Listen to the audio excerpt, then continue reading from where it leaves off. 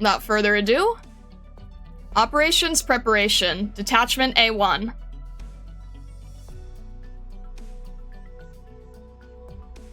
Police Cadets, reporting in.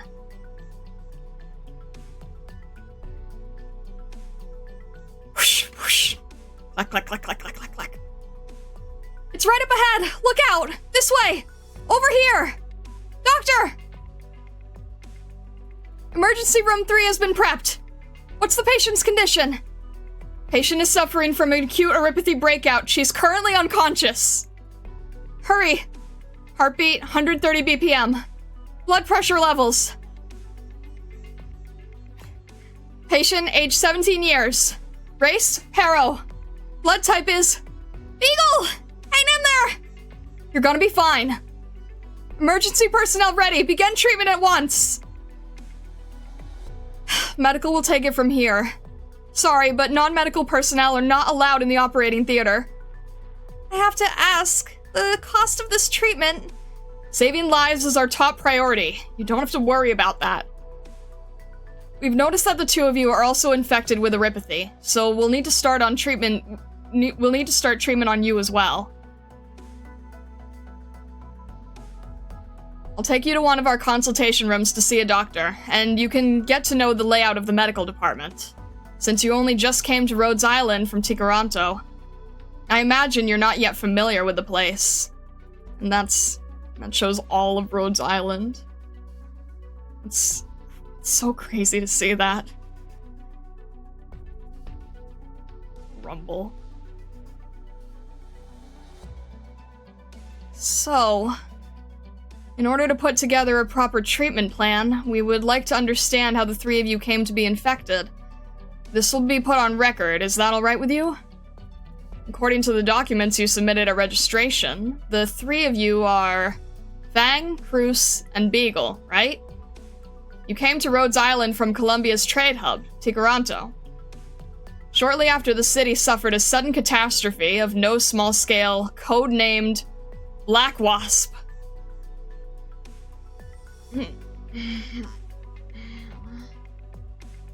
Now then, would you be willing to tell us just how you came to be infected? Rhodes Island has nothing but the deepest sympathies over your circumstances. You'd have to start with 𝘂𝘂𝘍𝘁's infected sector.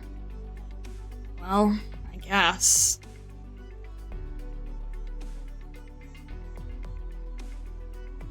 Trade Center. 𝘂𝘂𝘍𝘁 infected sector. Today is a day worth remembering because Bruce, Fang, and Beagle, three dashing young officers fresh on the 𝘂𝘂𝘍𝘁 police force, are on their first patrol. We're still just cadets, you know. We have to make it through 6 months of training before we become full-fledged policemen. We'll spend the next half year here in the infected sector. Do you remember what Captain Thomas told us before? This might be the trickiest sector in all 𝘂𝘂𝘍𝘁.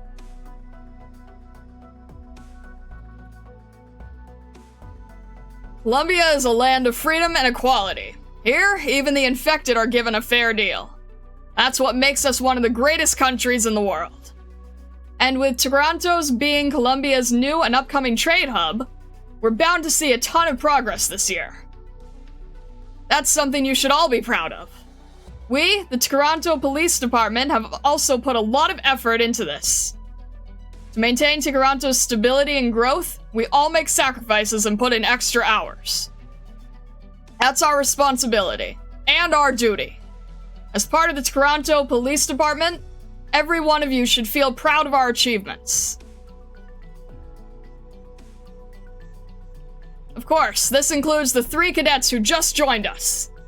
Police Cadets Fang, Beagle, and Cruz, who graduated with the highest scores in the history of the 𝘂𝘂𝘍𝘁 Police Academy. The 3 of you will spend your training periods watching over 𝘂𝘂𝘍𝘁's infected sector, the trickiest one. But I believe in your abilities and your courage. I know you'll succeed. Go get 'em. Yes, sir! My childhood dreams have come true! I've become a police officer, a true protector of 𝘂𝘂𝘍𝘁. You're still a cadet. Captain Thomas also says the infected sector is one of Toronto's oldest.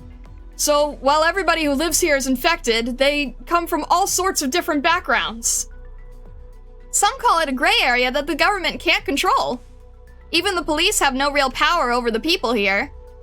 No wonder the officer says it's the best place to train newbies. Ha! Doesn't that mean this is the perfect place to give our fists a workout? I'm all fired up now! Calm down, Fang! Although, when they called it a gray area, I was expecting it to be more chaotic. Honestly, it looks like the place is in pretty good shape. Quite lively, too. As a matter of fact, out of the numerous infected who live here, quite a few of them are undocumented. They're what? Let me explain. You two know what this is, right? A Toronto residence permit? We have them too. You have to carry them at all times. If you're infected, of course, you get a stamp on the cover. And you're forced to relocate to the infected sector. Man, that's rough. Yeah, the infected also get examined every quarter, and if their infection drastically worsens, they get sent to quarantine, where they're left to spend the rest of their days. I heard some infected got exiled, too. But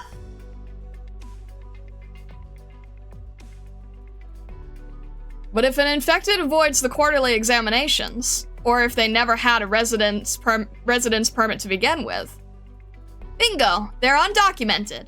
I see. The number of undocumented in Toronto's infected sector is really astonishing. More than half of the residents here might be undocumented. That many? Surely the police and government are aware of them, right? Of course they are. But for whatever reason, they decided to turn a blind eye. So that's why the police have no power here. Just who maintains order among all these undocumented, then? It's actually a local gang called the Red Hands. The Red Hand Gang? Yep. They're the most powerful organization here. And the ones who really keep order in the infected sector. Red Hands, huh? This sector's population is so dense, but it's nice and orderly. That's all thanks to the Red Hand Gang. Don't you remember Captain Thomas's warning? The police have to be careful what we do here. Because if we don't stick our noses into every little thing, so, Fang, you ought to... Eh? It's a gang fight! Oh, jeez. Huge gang fight indeed. Very big gang fight. Hey, hold it! Didn't I just say we need to be careful? But we're police. Maintaining order is our duty. No matter what the captain says, I won't abandon my duty as a police. Oi, Fang! All of you freeze. I'm a patrol officer with the police. Street fighting is illegal. Buzz off. Where did this runt come from? Ugh. Mind your own damn business. Ugh.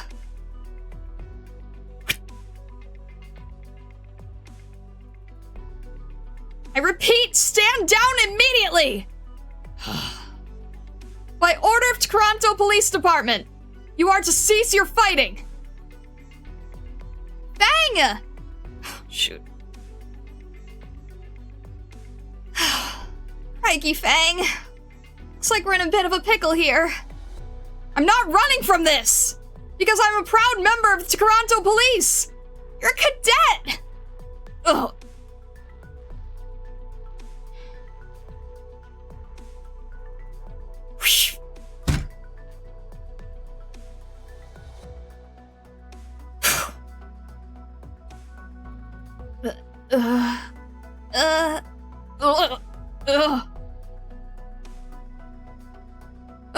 It's Elma! Run for your lives! Don't want to piss off the Red Hands! Whoa. Please wait. Excuse me, are you...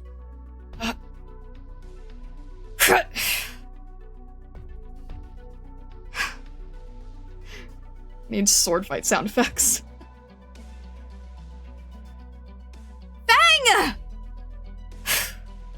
Please, put down your weapon! My name is Fang! I'm with the police! Phew.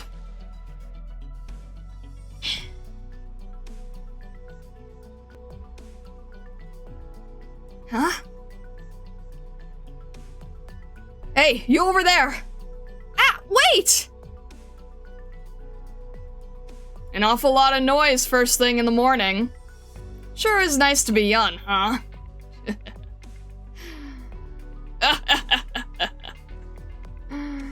Look at your get-ups. You must be the new arrived cops, huh? And who might you be? The hell? You little... barged into the infected sector and you don't even know the boss of the Red Hand Gang? Kids these days don't even do their homework. It's fine, Damien. No need to scare them. This man is the leader of the Red Hands? My name is Thunderstone. I guess you could call me the leader around these parts. May I ask these friendly police officers your names? I'm Fang. My friends here are Cruz and Beagle. We're police cadets. Just took up our post today. We're in charge of maintaining peace and order in the infected sector. This is our duty. Not bad. What a spirited group of youths we have here. In that case, we'll be seeing each other a lot, I'm sure. At least for the next 6 months. You just showed up, so I'm sure you've got a lot of questions. Feel free to come straight to Damien or myself anytime. However, about the whole maintaining order thing. The Red Hands have been doing our best to ease the burden of police, so... My friendly officers here, you don't need to bother yourselves about peace and order. But that's our duty! As officers of the police, I've said my piece. Don't worry about what happens here in the sector. You can leave that duty to the Red Hand Gang. Well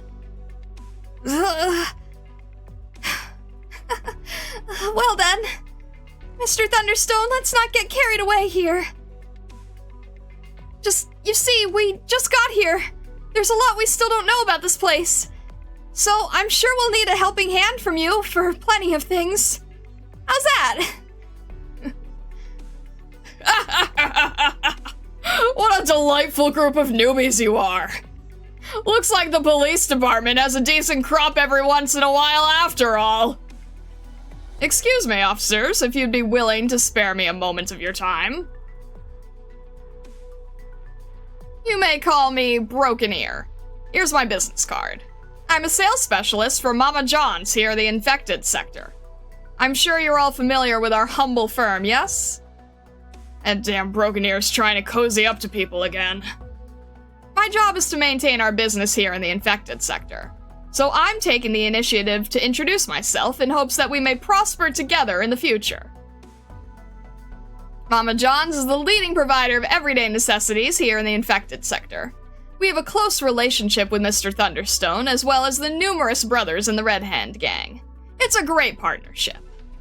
I didn't have a lot of warning, so I wasn't able to prepare much, but please accept a token of our respect. Tissues, 5 pieces. Mama John's places huge importance on the market in the infected sector, so I hope to get along well with the officers in the future.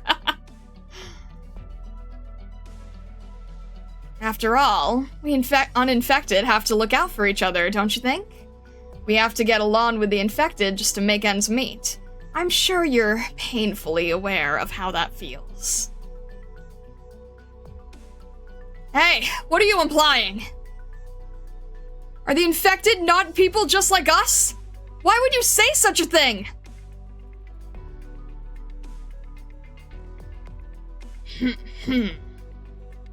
Oh, please don't misunderstand. What I mean to say is, that I have a terribly urgent appointment I can't afford to miss, so I'd better be going. Sorry. There he goes. Ugh. Broken Ear is as despicable as ever. He really gets on my nerves. Hey kid, you said your name was Fang, right? Yes. You're a good kid, Officer Fang. I look forward to seeing how you do. You're going to grow into an incredible woman. Alright, I take it you already met 𝘊𝘭𝘆, right? The girl doesn't talk a lot, but she's a good kid. I hope you'll get along with her. 𝘊𝘭𝘆. She's the one we saw before? Is she a red hand too? Actually, she's my daughter. Oh. So, your wife is a 𝘊𝘭𝘆 adopted daughter. 𝘊𝘭𝘆 was raised by the Red Hands. But for Thunderstone, 𝘊𝘭𝘆 may as well be his bio daughter. I get it. Later.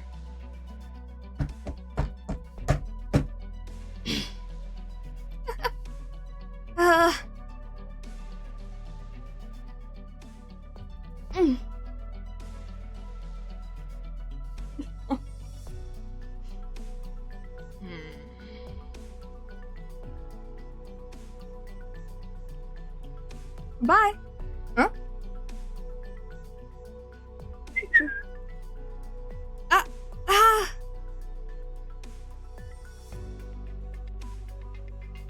See you around. Bye. Thanks. Ah. Oh. Huh? Oh.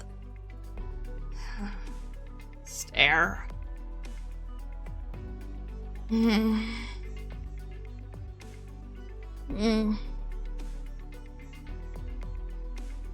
Over here.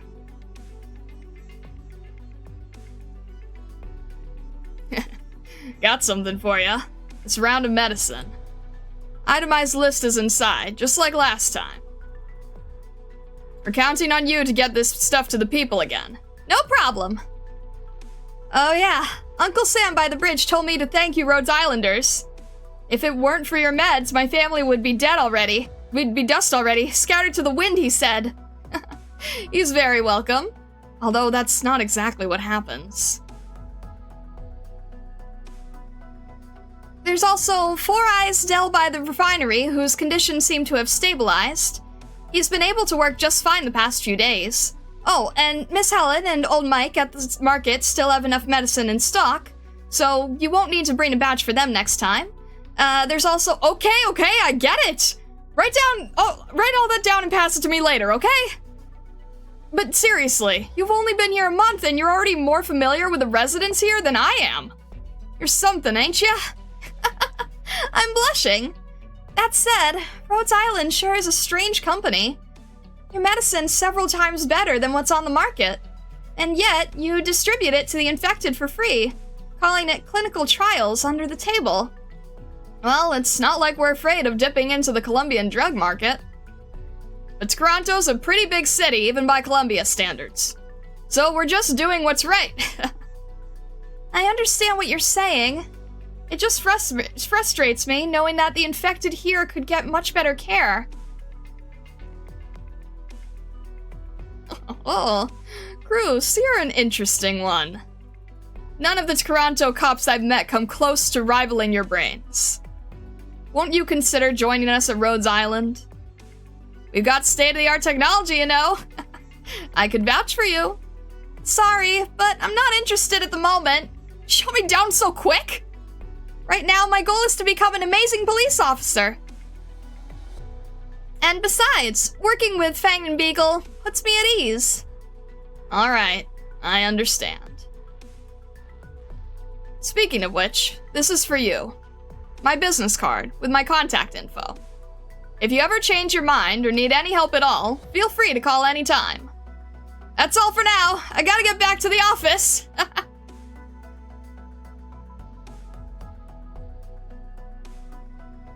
You really should just move your base of operations into the infected sector. I'll consider it. You come every single day anyway! So long, Cruz! Rhodes Island.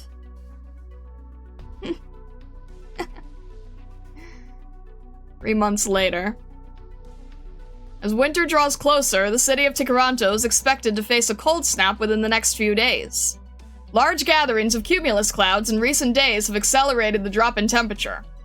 We expect the mercury to continue to fall throughout the week, with a high probability of significant snowfall in several areas. We would like to remind all 𝘬𝘮𝘳ians to prepare for the coming cold snap. Cold snap, huh? Come to think of it, it's almost been 4 months since we got posted to the infected sector. Time sure flies, huh? Once you get used to it, life here isn't nearly as bad as the rumors said.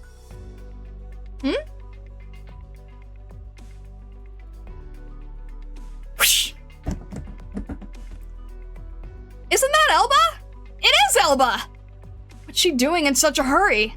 It's really noisy down there. What's going on? They're chasing her! Stop! Get back here! Look closely. I think that's 𝘰𝘁𝘆𝘀𝘀 and his men. The heck is going on? Cruz, Beagle, let's get moving. We gotta investigate. If they're disturbing the peace, we have to stop them. Bang! This is between the Red Hands and Mama John's. We'd better think carefully about this. Not happening. I can't just turn a blind eye. This is the infected sector we're talking about. I can't ignore it. I knew this was gonna happen.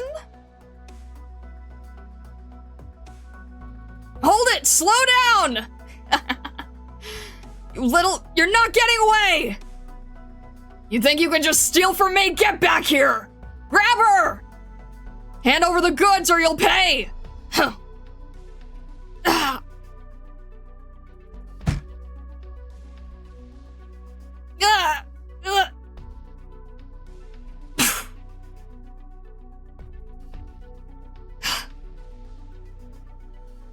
Surrounded.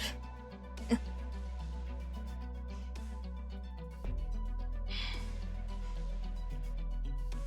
not the only one who knows this place like the back of his hand. Let's see you get out of this one, girly. You got guts, 𝘊𝘭𝘆, daring to steal from me. Mama John's. Do you know just how much that medicine is worth? Hand it over! Slam! You little...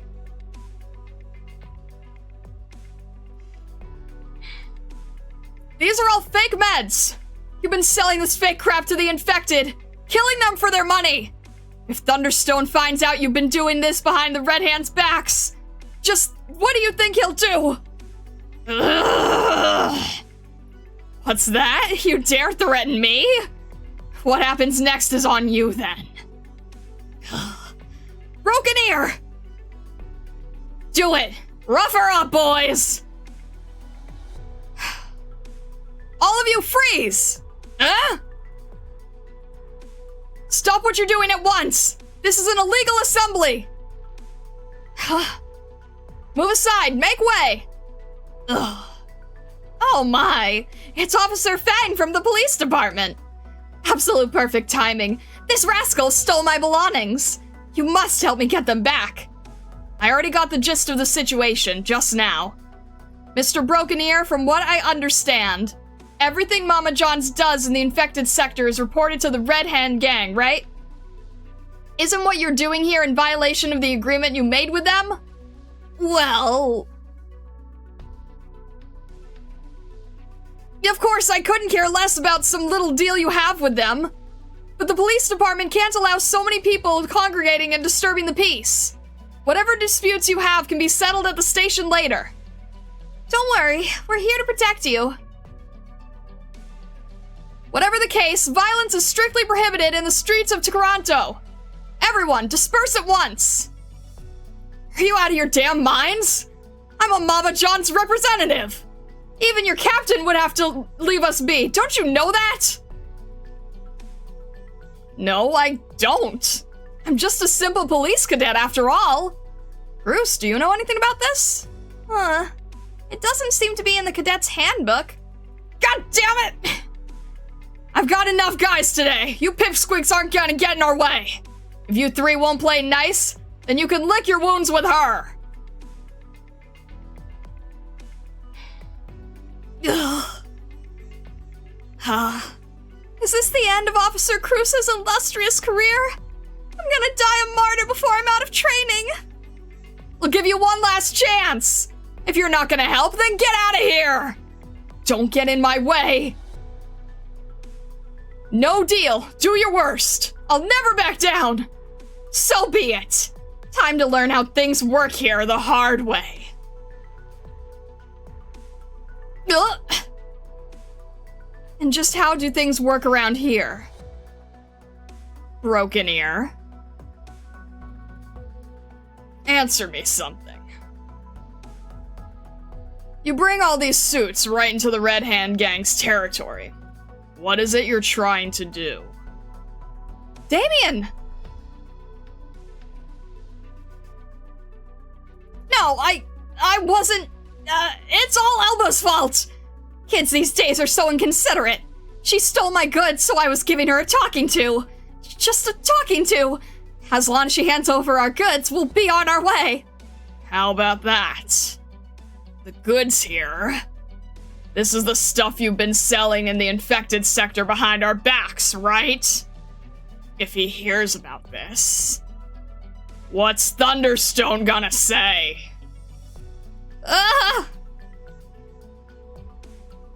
No, I mean, Damien, we've known each other for so long. I figured it wasn't worth bothering Thunderstone over something so small. Sounds like you know pretty well how things work around here. But there's one last rule I have to remind you of. Trying to hurt Elba right in front of me is absolutely not gonna fly! Wait! Ah! What's going on? What was that? Sky's suddenly gone dark. And the wind's getting stronger too. Ah! This is bad. Elba, you know what's happening? Kinda looks like catastrophe. An unforeseen catastrophe. It's pretty much exactly like the one 10 years ago.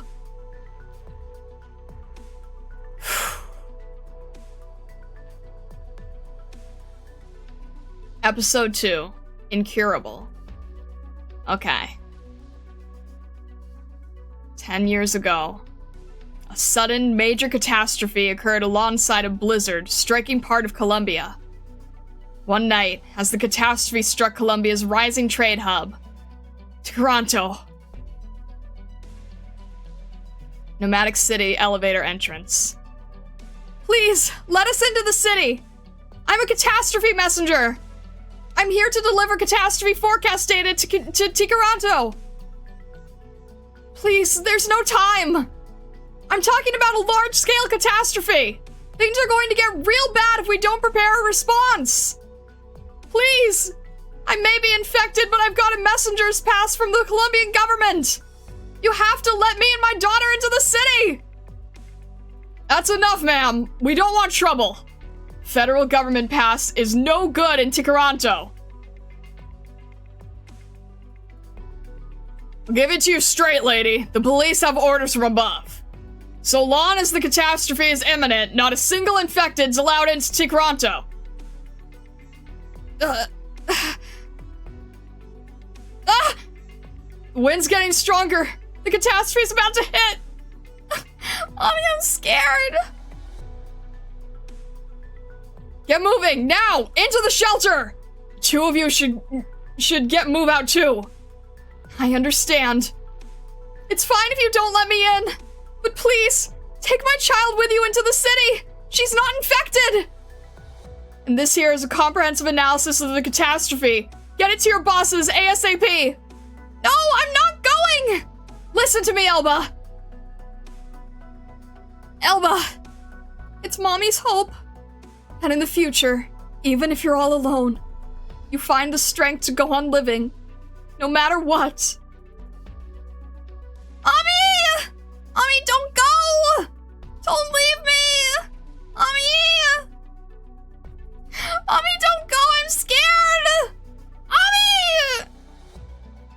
6 months later. Toronto. City outskirts. Originium smelting plant.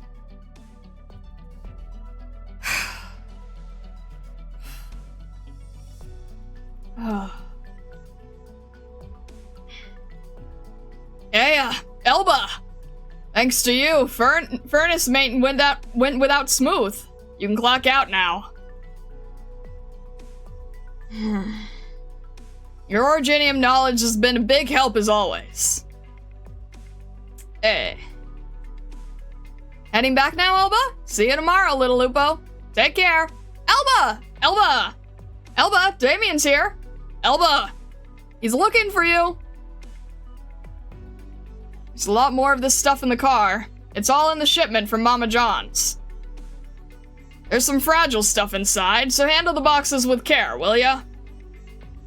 It wasn't easy to get this contract. Took a long time to work out the details with the Mama John suits.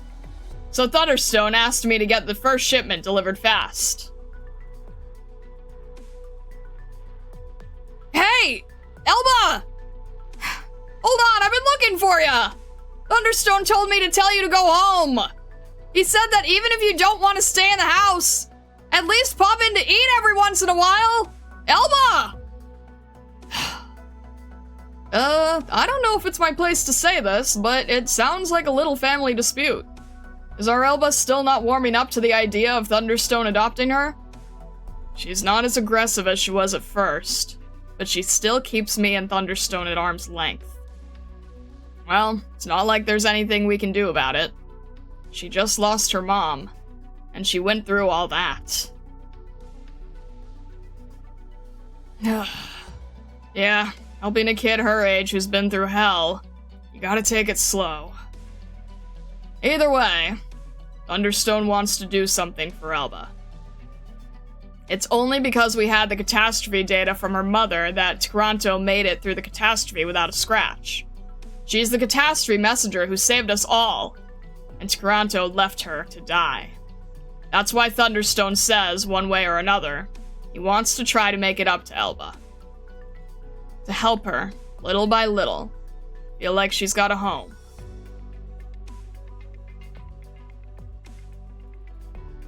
Infected sector, dark alley market.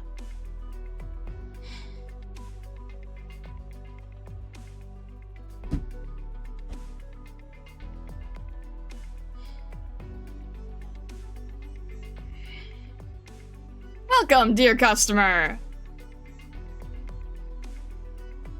Is there anything that catches your eye, my friend? Our little shop here has everything. It seems like you have something to sell, do you? By all means, we buy everything. Doesn't matter if it's brand new or secondhand, or if it's something you're particularly eager to offload. Not to toot my own horn, but I do have a bit of experience getting rid of unwanted goods.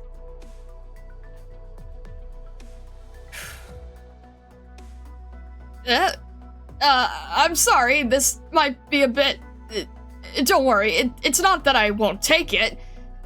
Just wait a second while I consult the manager. I'll be back in a... Hey, buddy! Don't run off, hold on a sec! Hey, hold up! Wait up! Hey, red hands!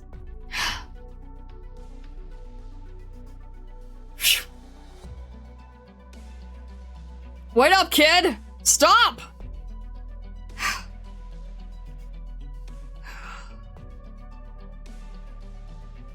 You, go check over there!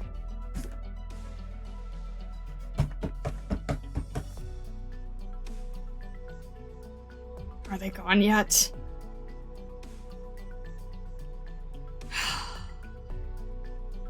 Huh?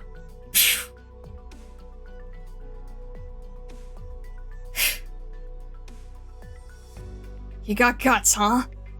Waltzing right into my hideout to steal my stuff? I'm not here to steal! You're what now? Oh.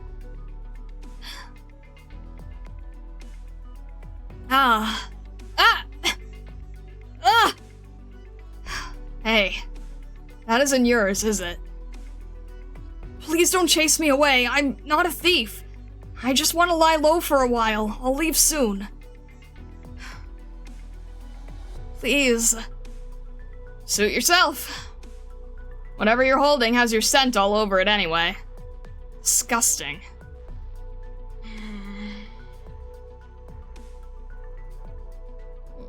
I didn't mean to steal anything at first. But this is all so I can save my mother's life.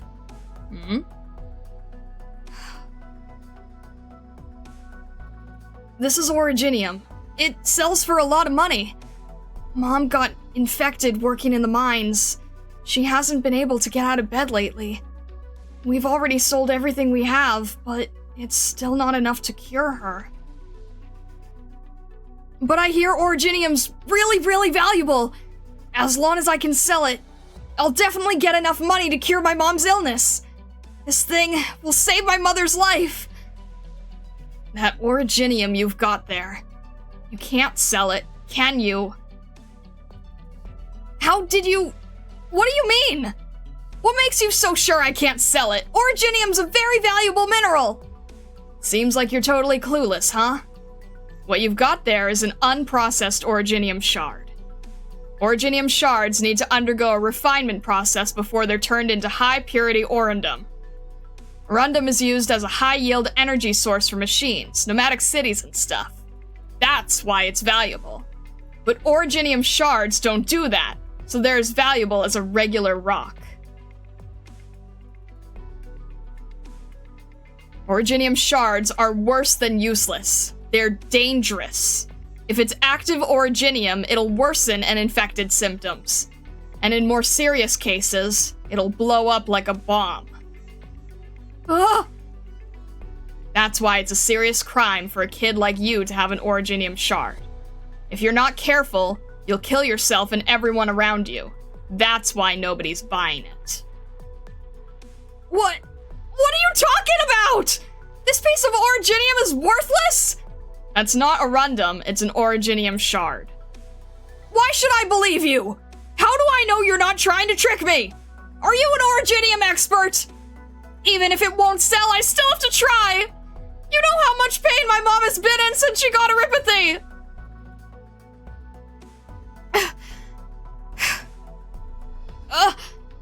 Of course I do.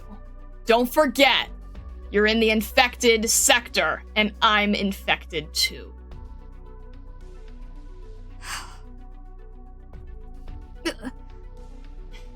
I'm sorry. It's not too serious yet. I only got it recently. My mom was a catastrophe messenger. She knew than anybody else about catastrophes and Originium. She taught me a lot about the stuff. She used her knowledge to save a ton of people, but she could never cure her own 𝘰𝘭𝘶. I don't know where she is now either. 6 months ago, I was sent to 𝘒𝘳𝘃 orphanage. They kept me there with a bunch of other kids, forced us to work hard every day, exposed to Originium. That's how I got infected with 𝘰𝘭𝘶.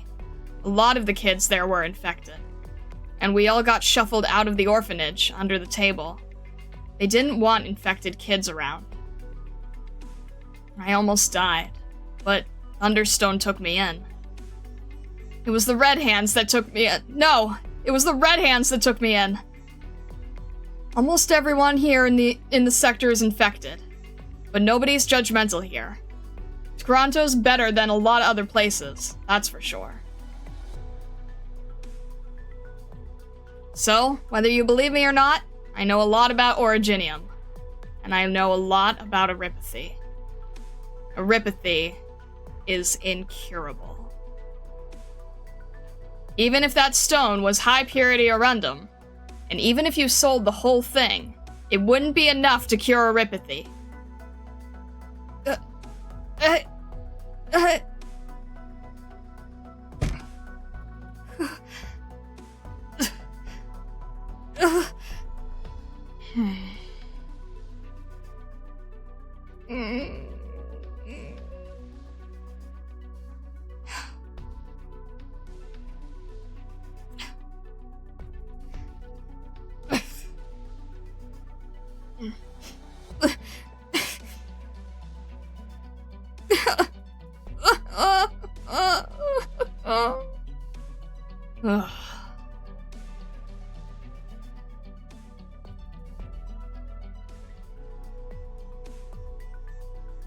Episode 3, or Chapter 3.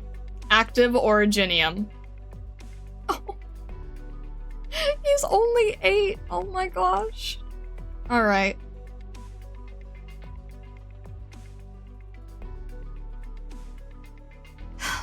Thanks for the can. Now I gotta run. Thanks for not turning me in. As for the rock, raw, unrefined Originium, I'll take it back with me. It may be unrefined, but it's still dangerous. To be safe, you'll want to toss it in an ore receptacle. You know those? Relax. I'll take care of it. About your mom. I'm sorry. I hope she gets better soon. Same to you. Hope you feel better, 𝘊𝘐. That reminds me. My name's Andrew. See you later.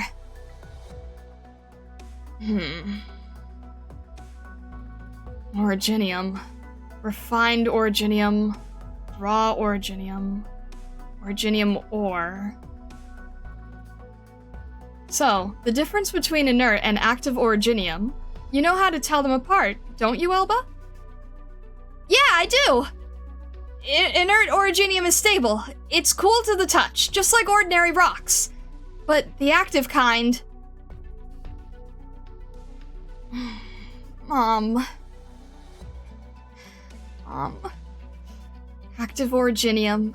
Active Originium is... It's... Active Originium gives off heat! Active Originium ore gives off a lot of heat! Is that it? Very good, 𝘊𝘐. What did you take? Ew, it's all warm from you holding it. It has to be in my mom's notebook. Where is it? Found it. I need the answer, Mom.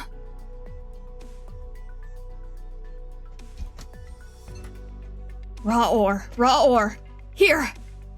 While it is a rare phenomenon, occasionally raw Originium ore will enter an active state and explode sooner after. According to my analysis, the process of rapid activation of raw ore occurs as follows. In the first stage, the raw ore will begin to heat up, reaching temperatures slightly higher than human body temperature. Then, in the second stage, the ore will grow warmer and begin to glow. Its temperature and luminescence will build as the process continues. The activation process will last for a period between 10 minutes and several hours. When the ore approaches its critical threshold, it will emit intense light and generate a significant amount of heat. If it surpasses this threshold, it may explode with a tremendous force. Ouch! If that thing blows, the whole infected sector will be in danger! I was careless. I have to find Andrew, or else...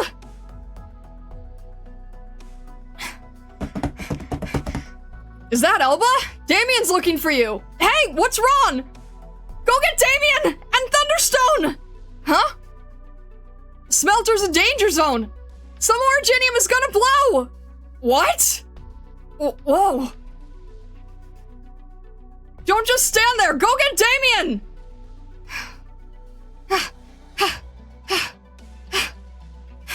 Andrew!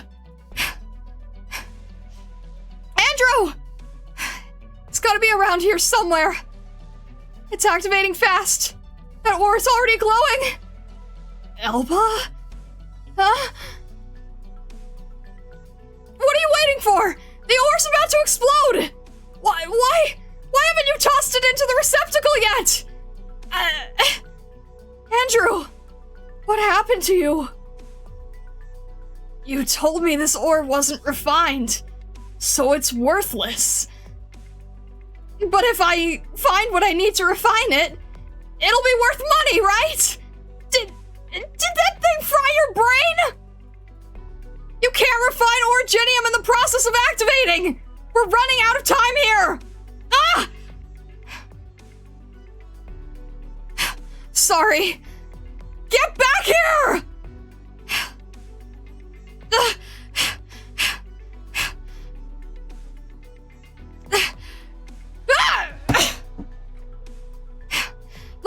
It's mine!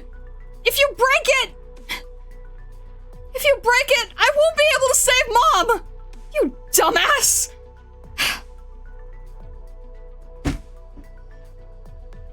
Ah!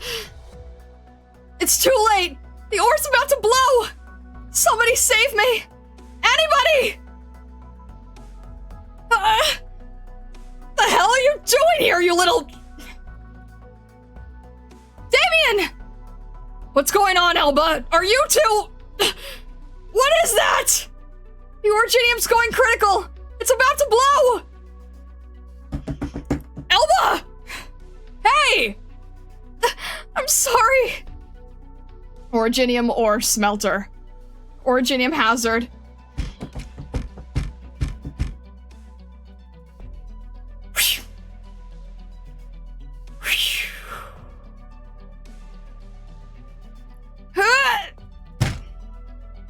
𝘊𝘐! Damien! Andrew! Get over here and help me! Get this pressure door sealed! Push harder! It's critical! It could explode at any second!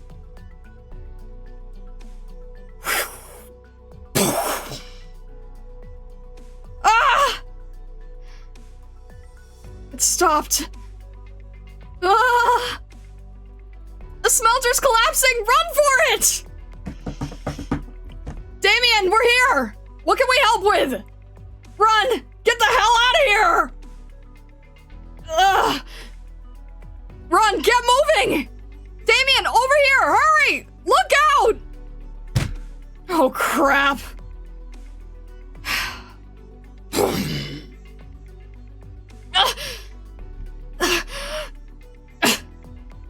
You okay, 𝘊𝘐?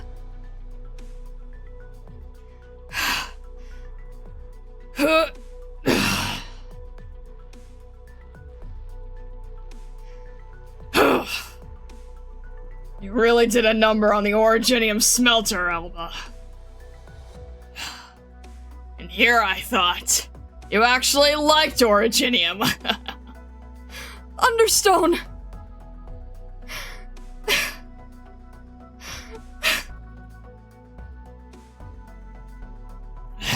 There.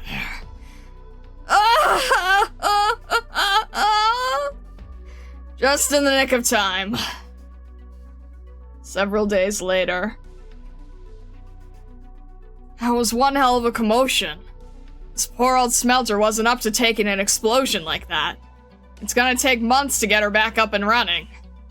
Luckily, the blast furnace didn't go. That would have sent active Originium dust all over the place. So we get some time off. What happened to the little troublemaker?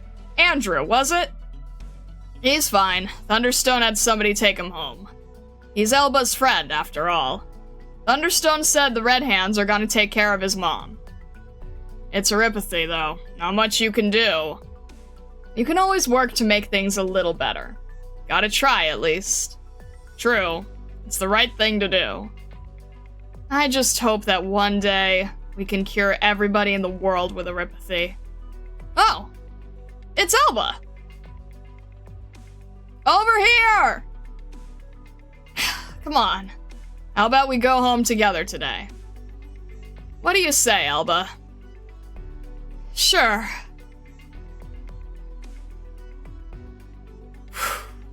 Alright.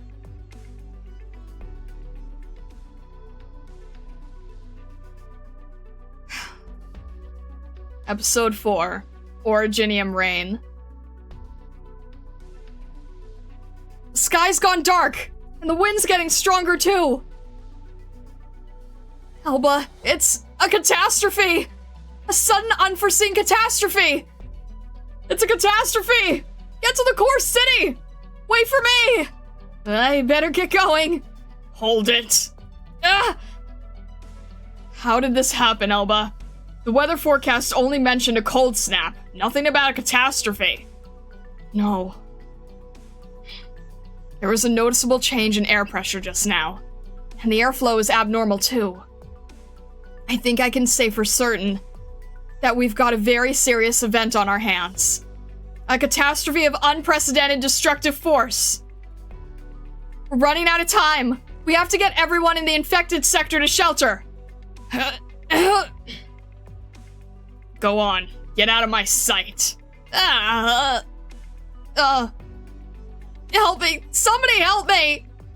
I believe you, 𝘊𝘭𝘆. Sudden catastrophe. I think we're going to need the strength of the entire Red Hand gang. We better go talk to Thunderstone. Come in. Come in, Cadet Fang.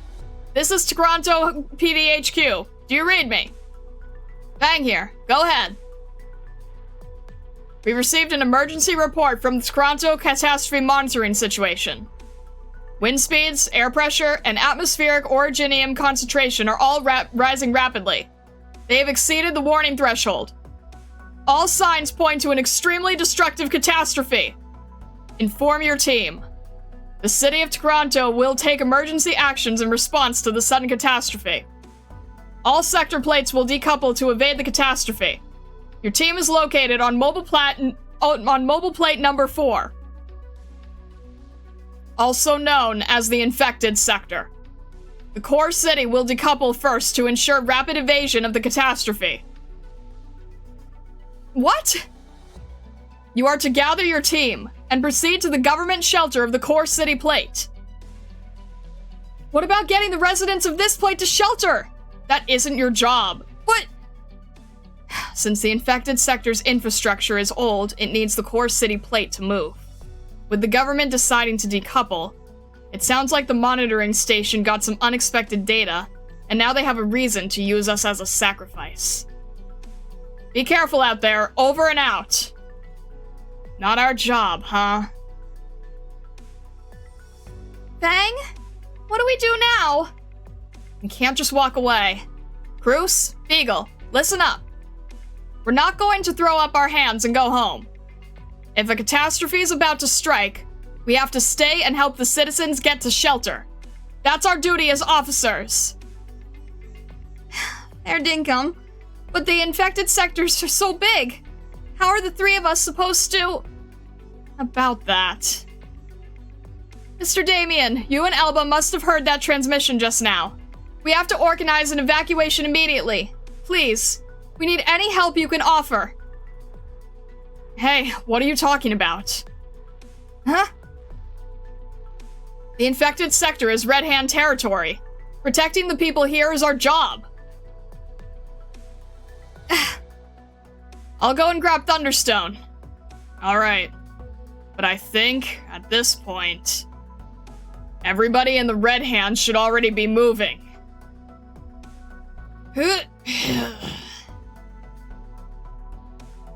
Hey, no loitering on the street! Go and tell your family to go get to shelter! What are you doing over there? Get that stuff inside if you don't want to lose it all! Hey! Hey there, kiddo. It's been days since you came by to eat, huh? Why are you so relaxed about? You don't see the catastrophe? The weatherman said we're getting a cold snap, that's all. Don't go around scaring people. Settle down, young man. I got way too much stuff to deal with here. It's all I can do to move it by myself. What? That's not gonna fly! This is a sudden catastrophe we're talking about. That means tomorrow! Let's get all this stuff packed up and moved, boys! And here's some food and water for you! Take it and get to the shelter! We're so lucky to have you, Red Hand boys. Don't forget to come by for lunch sometime. Keep moving! We got more houses to hit!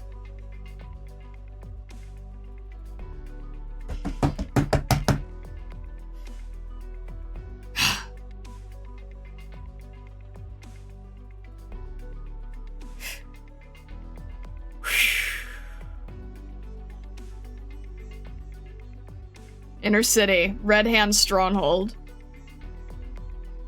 Amazing logo there.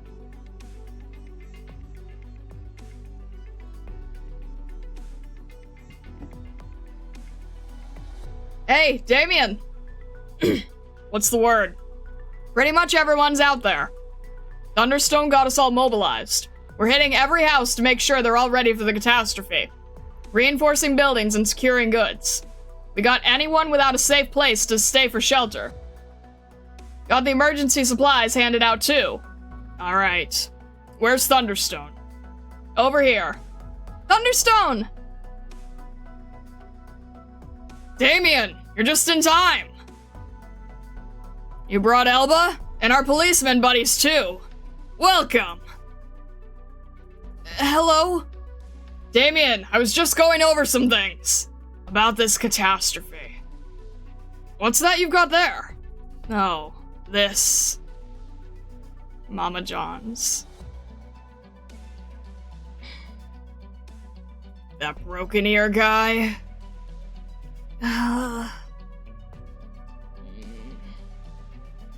Looks like Broken Ear and his people aren't cut out to do business with us.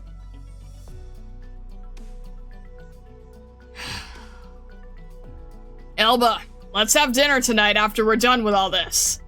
What are you in the mood for? Thunderstone! The catastrophe is something we need to take seriously. There's no time to be playing around. We have to get everyone to shelter.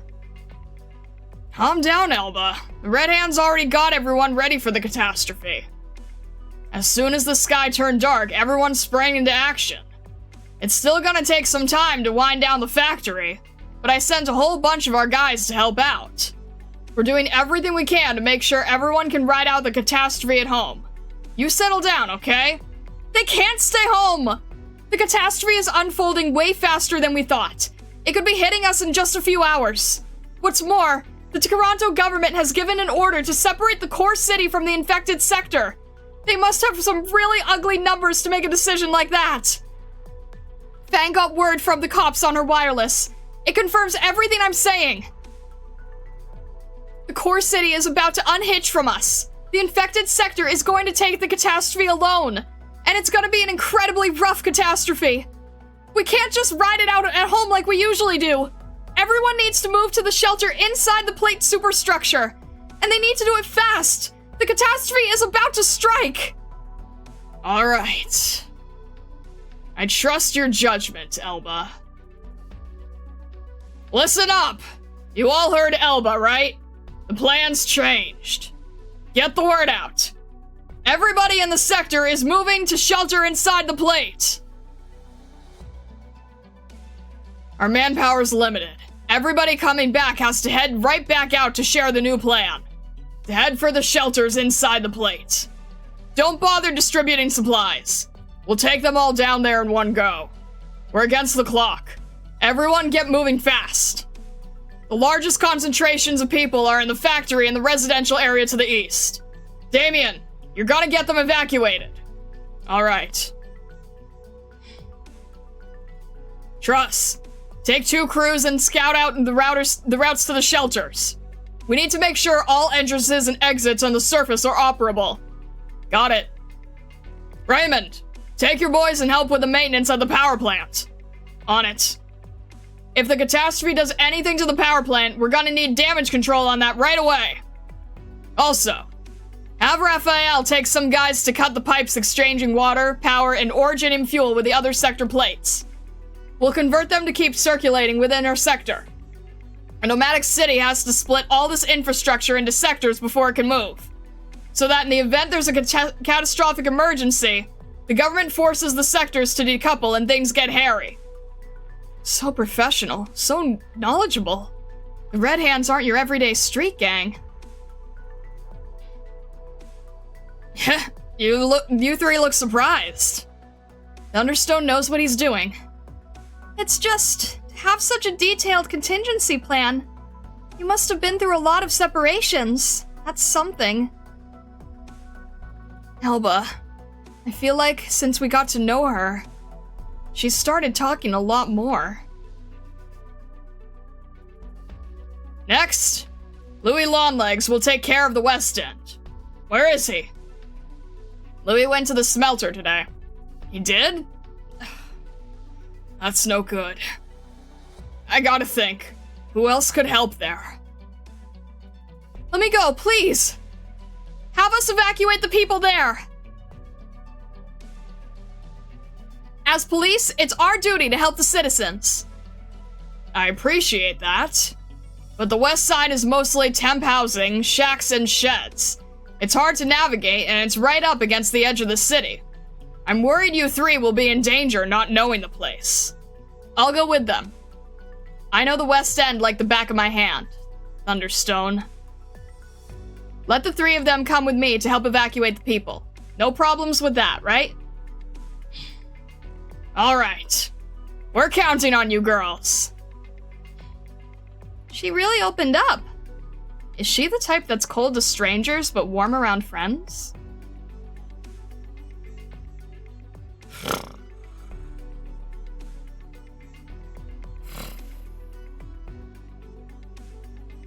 That noise just won't stop. What is it? The plate engine's warming up. Whenever they do an emergency separation, they have to fire up the infected sector's mobility engines. All the equipment is really old, so the noise gets intense. I've gotten used to it. When I hear this sound, I know something bad is coming. Are you okay? Phew. Report. Confirmed clear. All the homes down here are empty. The residents have been evacuated safely. We're all good up here too. Great going. All the residents in the area have been moved. This is going smoother than I expected. I guess we'll need to head back to... What the? What was that huge sound? Where did it come from? That's the sound of the plates being forcibly decoupled. Looks like the government isn't going to wait for us to get everything circulating within the sector. We're moving faster than anticipated. Good thing we were on top of the prep work. But this means the city has already started moving.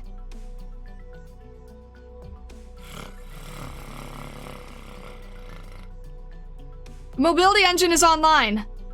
Whoa. Huh? Be careful! It's Originium! Stay back, it's dangerous! Crikey! Oh no. It's raining Originium! The catastrophe is starting! I failed to consider the worst case scenario. This is an extremely destructive catastrophe. Find cover, quick! Over there, hide in that alley! Hug the walls as you move. The organic architecture in the slums will shield us from most of the rain. Whoa! Cover your mouths and noses. Don't inhale the dust. Originium brain is all active. You have to exercise the utmost caution. Here, use this.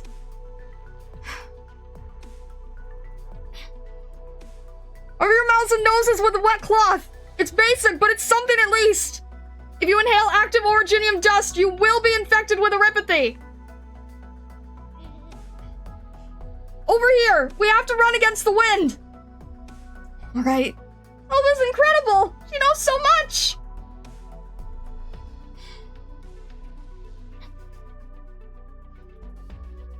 We've reached some high ground. We'll be safe for a little bit. Let's stick to this side and find ourselves a route into the shelter. This catastrophe is way too dangerous. We can't stand on the surface for long. Once we're inside, the rest will be up to the city. We have to hope it's got the power to get us out of the catastrophe zone. Please, Great Nomadic City! If it moves at full speed, I know it can... Whoa! What is it? Can't be. What is that?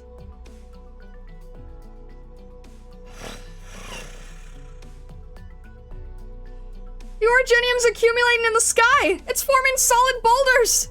What do we do? Hurry, find cover and get down! Go! Back that way!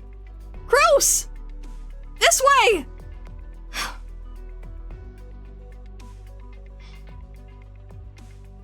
To be continued. Ugh.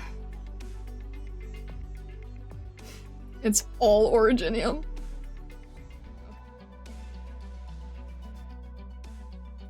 Episode 5. Decoupling. Whoa! Look out! Incoming wave! Don't let the Originium crystals pierce your skin! Jeez. Why do they have to make it so shiny? carved out a huge hole and turned into small crystal formations so fast. Originium concentration must be incredibly high. It's as destructive as I feared. I hope the city can hold. Look! There's more of the big clusters! Run for it! We can't hold out against Originium rain this heavy, on the surface! We have to get to shelter inside the superstructure! Whoa! Look out! Ah! Beagle! That was close! It's tearing the city apart! Is this the power of a catastrophe? The entrance to the shelter is a block ahead! We'll be safe for a while if we can just get into the superstructure! The defenses in there should be enough to withstand the catastrophe for now. We just have to get out of the catastrophe zone before things get worse! Huh? Look out! I got it! Huh? Cruz, Beagle! Hurry up! I see it! That's the entrance to the shelter! Thank God! The entrance hasn't been damaged! Hurry, let's go! Wait, look out! Ah! 𝘊𝘬𝘢𝘆𝘊𝘆!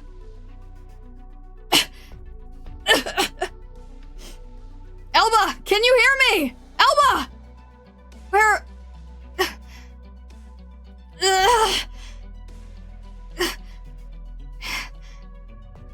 My leg's stuck. 𝘊𝘬𝘆, are you hurt? Just stay calm.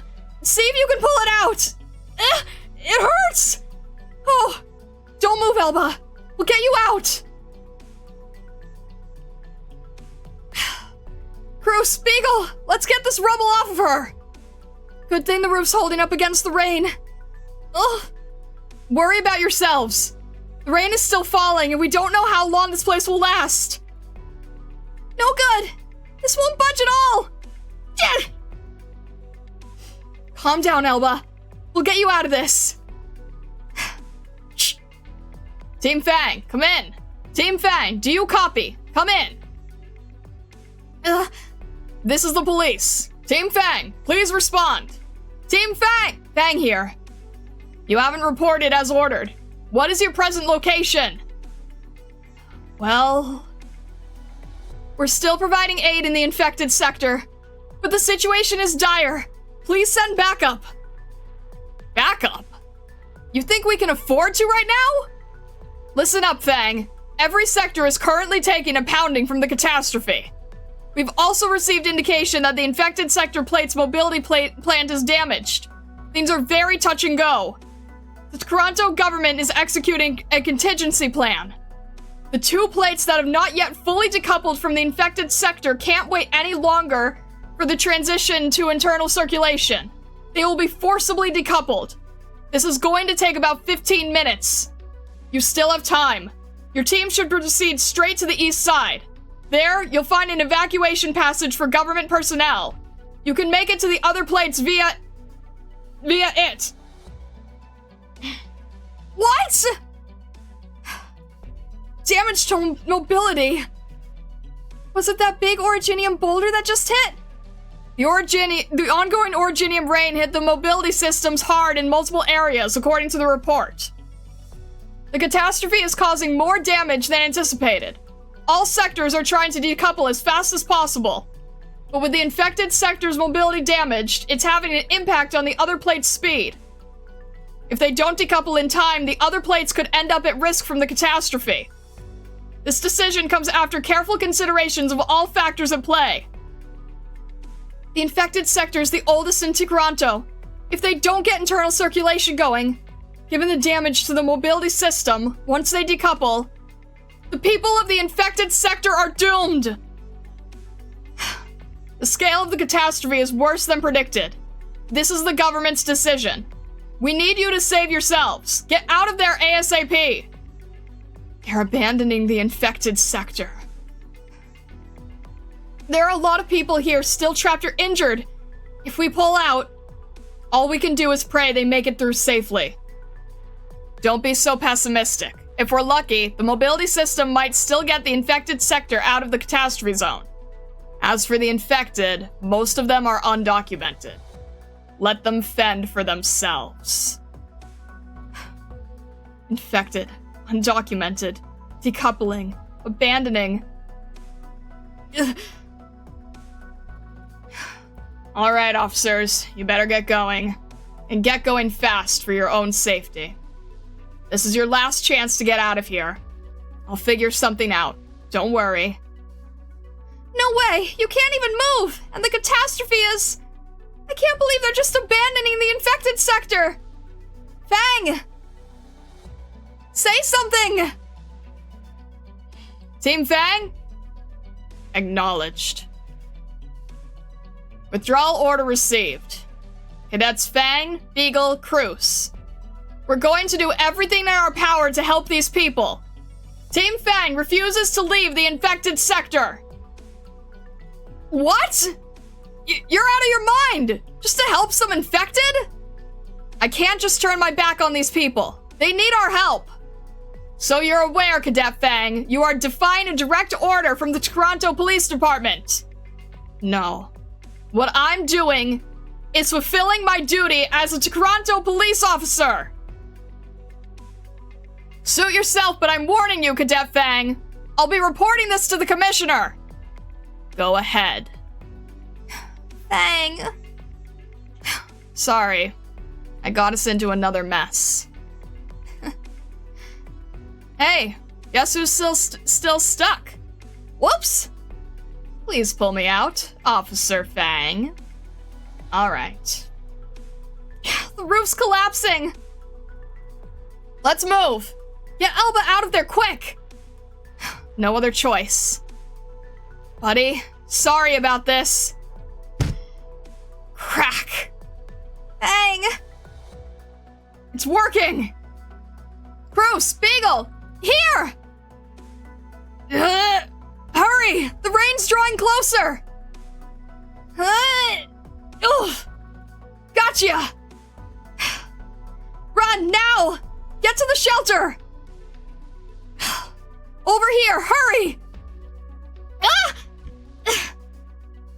You okay, Beagle? I'm fine. Move, the entrance is just up ahead. No. How is there such a huge rock blocking it? There's no way past it. Crikey, there's nothing we can do. We're not safe in this passage either.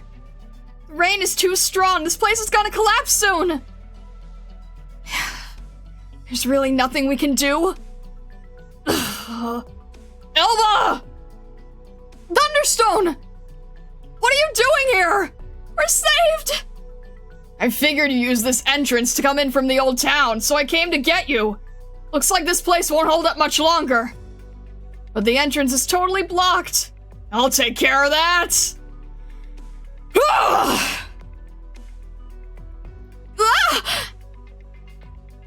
The way is clear, hooray! 𝘊𝘆, thank God you're all right. Seal it up, quick! Get inside! Damien! Save the small talk! Talk about by the skin of your teeth. This is one hell of a catastrophe. The superstructure is well reinforced. It'll hold off the Originium for a while. But the mobility plant took a nasty hit. Hope we can still drive out our way out of the catastrophe zone. Thank you for coming to get us, kiddo. Yeah, you got me to thank. But you... I need a cigarette. No smoking in the shelter. Ugh. I guess a whole lot of people must have died, huh? We would've lost more if it wasn't for our prep work. 𝘊𝘆, it's thanks to your call that we saved all these folks. Not to mention our friendly little officers who were willing to stay behind to help. The infected, thank you. Thunderstone, bad news. The mobility system is about to give out. She took a serious beating in multiple places. We need to shut her down for repairs. Give me the specifics. Fortunately, the power plant is intact, and the catastrophe seems to be weakening. We should be able to make it through. Once we're out of the catastrophe zone, we'll stop the sector and get to work. We'll keep the power plant warmed up and turn it right back on once repairs are complete. But the process might take half a day, during which we won't be able to move and we'll have to bear the brunt of the cold snap. Colombian cold snaps are fearsome. Without heating, an ordinary person won't last a night. With the sector as damaged as it is, a lot of people are gonna freeze to death. Without receiving supplies, we won't make it through the cold snap. The other sectors are all gone. No doubt about it, we've been abandoned. Fang! Huh? Mr. Thunderstone, I have an idea. Go ahead. What's your idea, Officer Fang? We could request aid from police headquarters in the Toronto core city. Huh? You're kidding. Why would they ever help us? Because they have no other choice.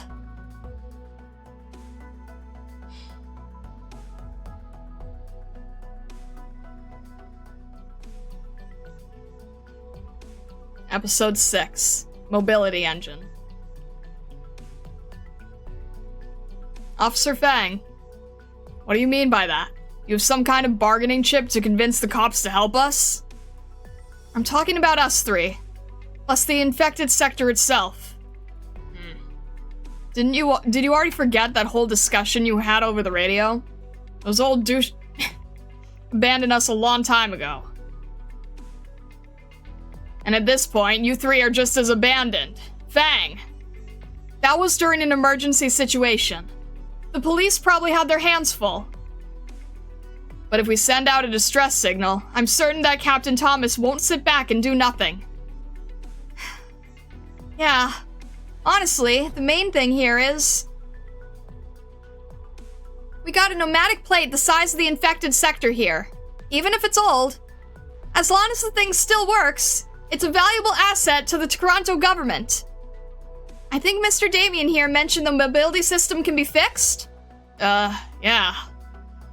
The government gave up on the infected sector to protect the core city because they didn't know what else to do. But if they learn that the infected sector wasn't destroyed by the catastrophe, they'll definitely want to come collect it. Sure, but what about what they care about is the plate itself, right? Not the lives of the people living on it. They're not gonna take the risk of coming to save us.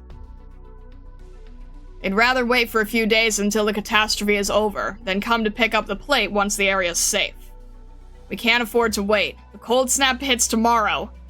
I get that, but Captain Thomas is a good man. He said... Don't get taken in by those people and their fancy words. You're gambling with your own lives by trusting them. Well, it's definitely a gamble. I think we should ask the cops for help. Huh? This is a life and death situation. We just narrowly escaped a catastrophe. The town is polluted with Originium. The central heating system is ruined. And the mobility system is crippled. It's hard to see us making it through the cold snap tomorrow. Our first priority right now has to be saving ourselves. But that also means that if there's a chance of someone coming to our rescue, we need to pursue it. To get everyone through this, we got to try everything we can. Fine. Alright, let's get started. No time to waste.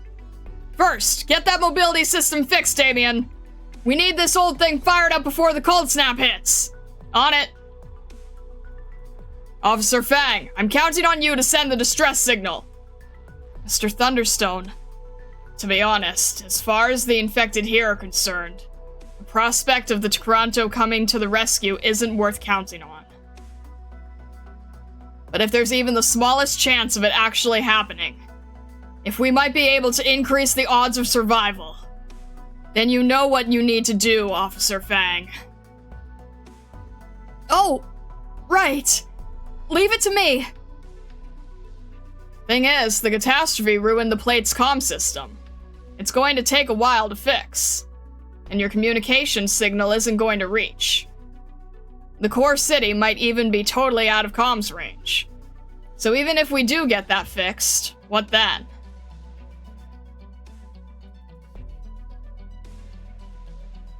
I'm going back up to the surface. I'll use the comm system in the infected sector's police station to contact the Toronto PD. What?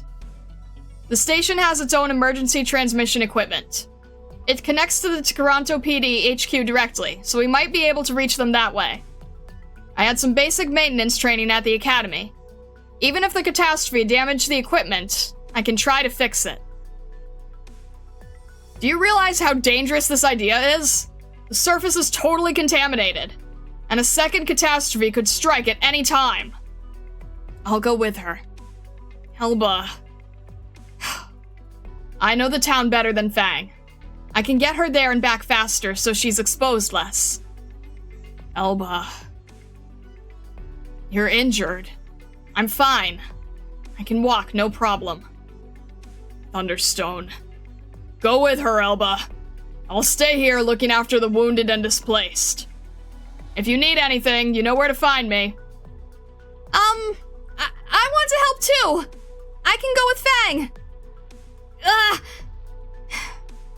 The bleeding hasn't stopped. What's your name? Beagle. Officer Beagle? You took a hit? I'm fine. I just cut myself back there at the shelter door. We better get going. Oh! Wait a second. Mr. Damien? Officer Beagle. Listen, we're short-handed at the moment. I could really use your help with the repair work. What do you say? Beagle, you can help them out with the mobility systems. All right. Great, let's get to work. 𝘍𝘢𝘆 and Officer Fang will go to the surface to send a distress signal, while Officer Beagle and Damien go down below to work on repairs. I'll stay here on this level. All of us will meet back up here when we're done. What about me? As for you, Officer Cruz, present! You'll be helping me. I got a lot of wounded people to take care of. I heard you've been going around distributing medicine. Think you can help me out? Yes, sir. This way. This exit will take us out closest to the police station. Thanks for coming with me, 𝘍𝘢𝘆. Don't mention it. Just paying you back for saving my life. But let me remind you again. Don't trust the Toronto cops. They're not like you. I'm an immigrant from 𝘱𝘕𝘃. I came to Colombia with a bunch of others when I was 10. The immigrant neighborhoods were wild back then. No two people from the same place. You really had all kinds. There was some sort of conflict every other day. I owe a lot to the police who looked after us. Whenever they showed up, I knew they'd deal with things nice and quick. They kept order in the neighborhood, made everyone's lives better. For me, the police represent the Colombian ideal of equality. They are justice incarnate. Ever since I was little, I knew I wanted to become one of them. I bet there weren't any infected in your neighborhood. Well, yeah, I guess that's true. I know not every police unit is that great, and I've heard about certain teams doing bad things, like what happened to your mother, but I still believe that there are officers of the Toronto Police Department who will uphold their duty and responsibility. At least, I know Captain Thomas is that kind of guy. Sure. I hope you're right. We're here. This is the exit to the top level. It comes out high up, close to the station. I just hope it's not blocked. Wait, before you go, you'll need this. We have to take the proper precautions. The Originium concentration won't have dropped yet. Take one breath without the right gear and you're infected. So be careful out there and follow my instructions. Ah! We're out! What luck, it wasn't blocked at all.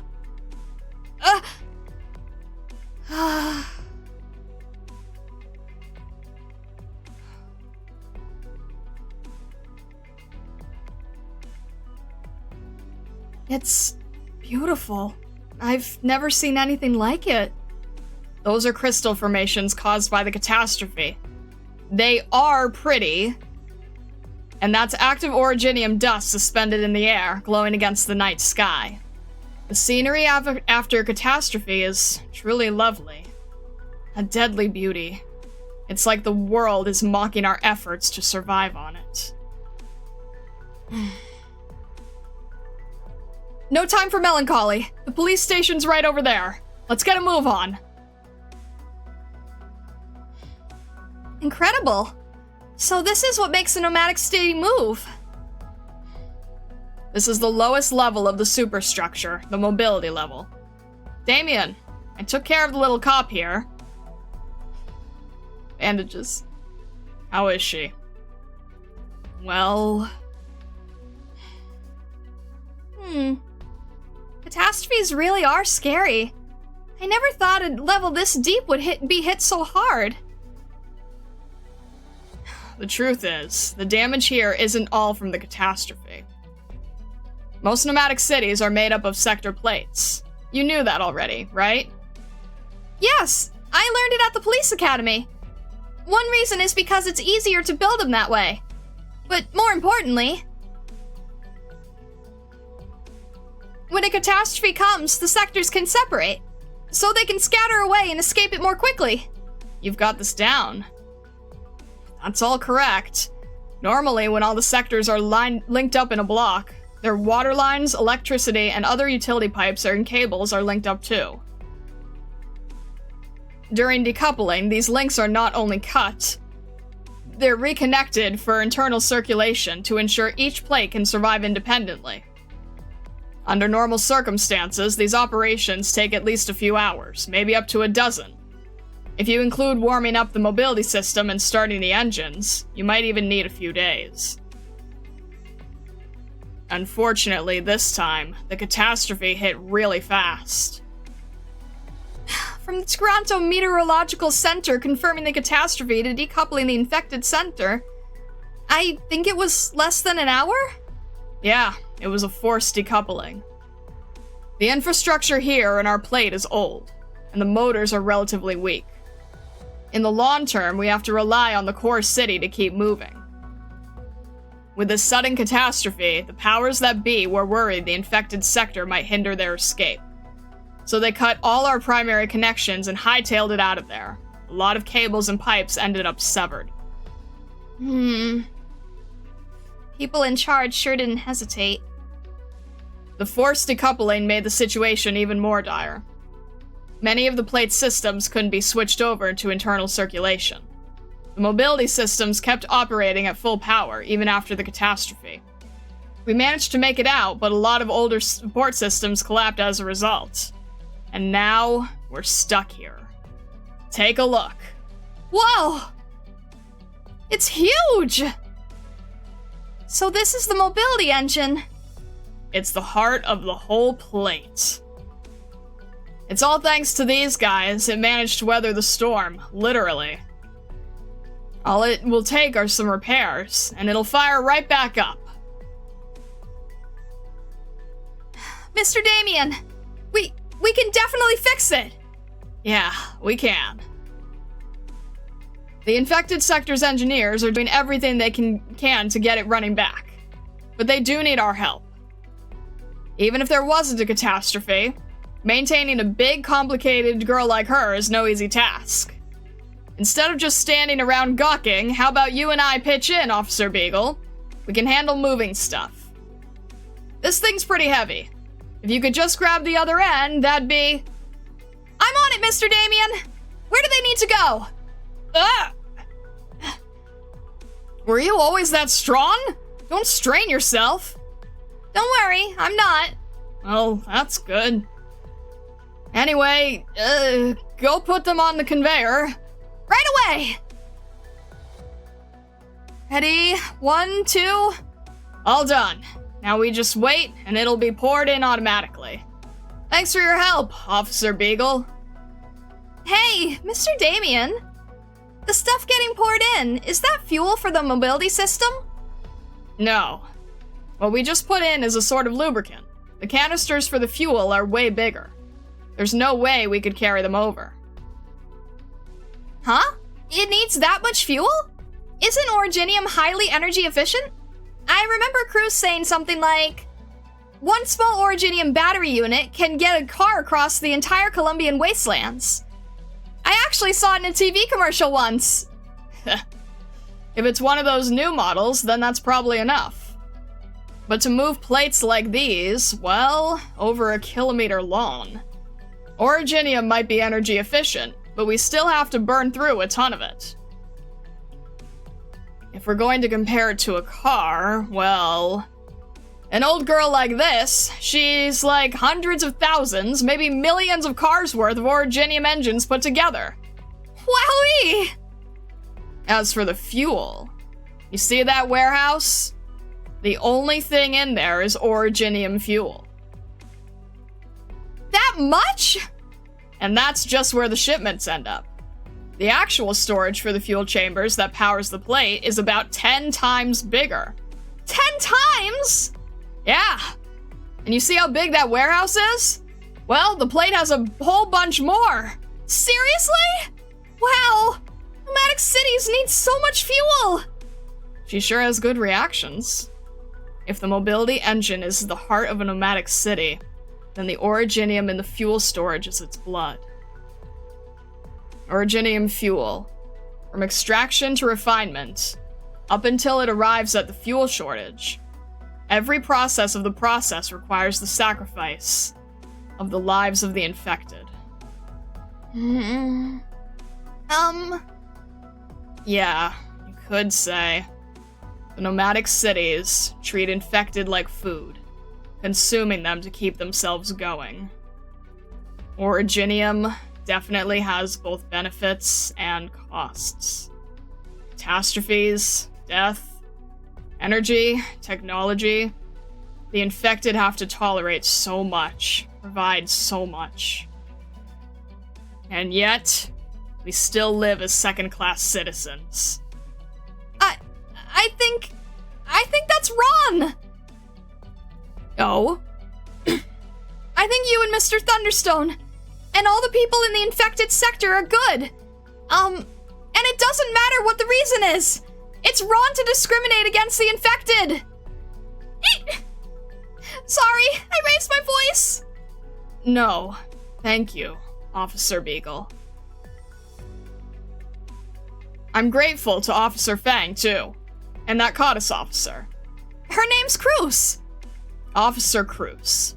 You're all so different from those old cops I was talking about. You're good kids. It's really sad how rare people like you are. Of course, once you get infected. Once you become an infected. Everyone in your life is gonna toss you away. Your family, your co-workers, the people you thought were friends, they'll all betray you, because to them, you're just an infected. It happened to me. Doesn't matter how close you were to these people. Could be close as the three of you are now. They'll betray you either way. That won't happen. We'll never end up like that. If Fang or Cruz became infected, I wouldn't toss them away. And if I became infected, they wouldn't toss me away either. I'm sorry, Mr. Damien. I raised my voice again. No, it's okay. Beagle, you really are a good kid. Alright, you better remember what you just said. No matter what the future holds, you have to treasure your friends. And make sure you never give up hope. Yeah!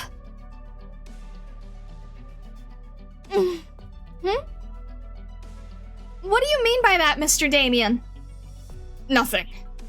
She really does have the best reactions. Alright, let's get back to work, Beagle. Yeah!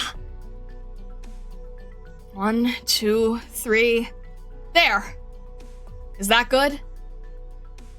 Perfect. All done. We should be good now. It took a while, but we finally got it fixed. We got the antenna to the highest spot in the area. On paper, it should be able to send and receive signals.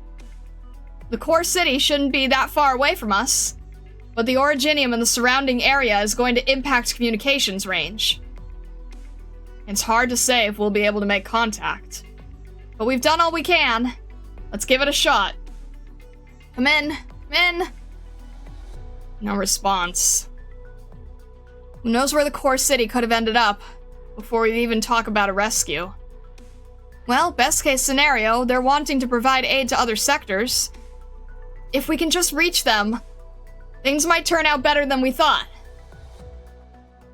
Still no answer. No sign of activity at all. Nothing to talk about. TPD, come in! Come in, TPD! Oh, luck. Why'd you take your gear off? The Originium concentration around here should already have stopped. We're safe here for a while. In the calm in the wake of the catastrophe, the Originium dust has settled into lower elevation areas. There's not much here as high up as we are. Where we're sitting now, the Originium concentration is lower than it was beneath the rain earlier. Is that right? Didn't expect we'd end up just sitting out here and enjoying the view, getting nothing done in the process. Whatever, it's a nice view. Give it another couple of minutes and we'll go report back to Thunderstone. Shh. Hello? This is the Toronto Police Department. Do you read me? We received your distress signal. Do you copy?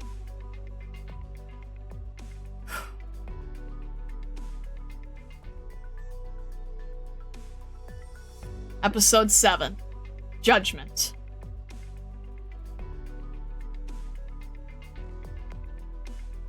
Infected sector mid-levels shelter number 5. Mumble mumble.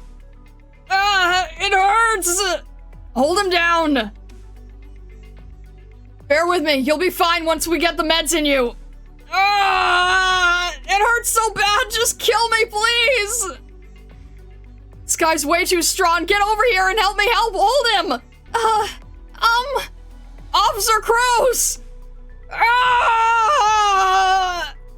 Hey! Cadets!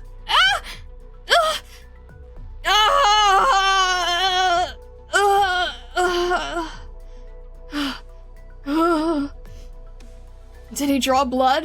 No. We're good here for now. But we've got too many wounded, and the shelter's stock of emergency 𝘰𝘰𝘭𝘮 drugs is running dry.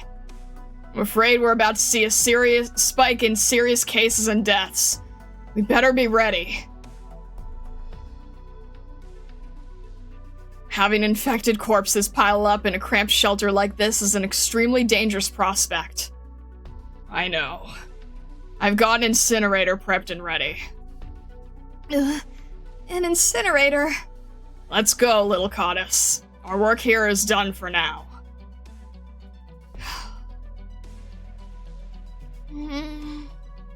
Officer Cruz. Yes! Do you know exactly what happens when an infected dies?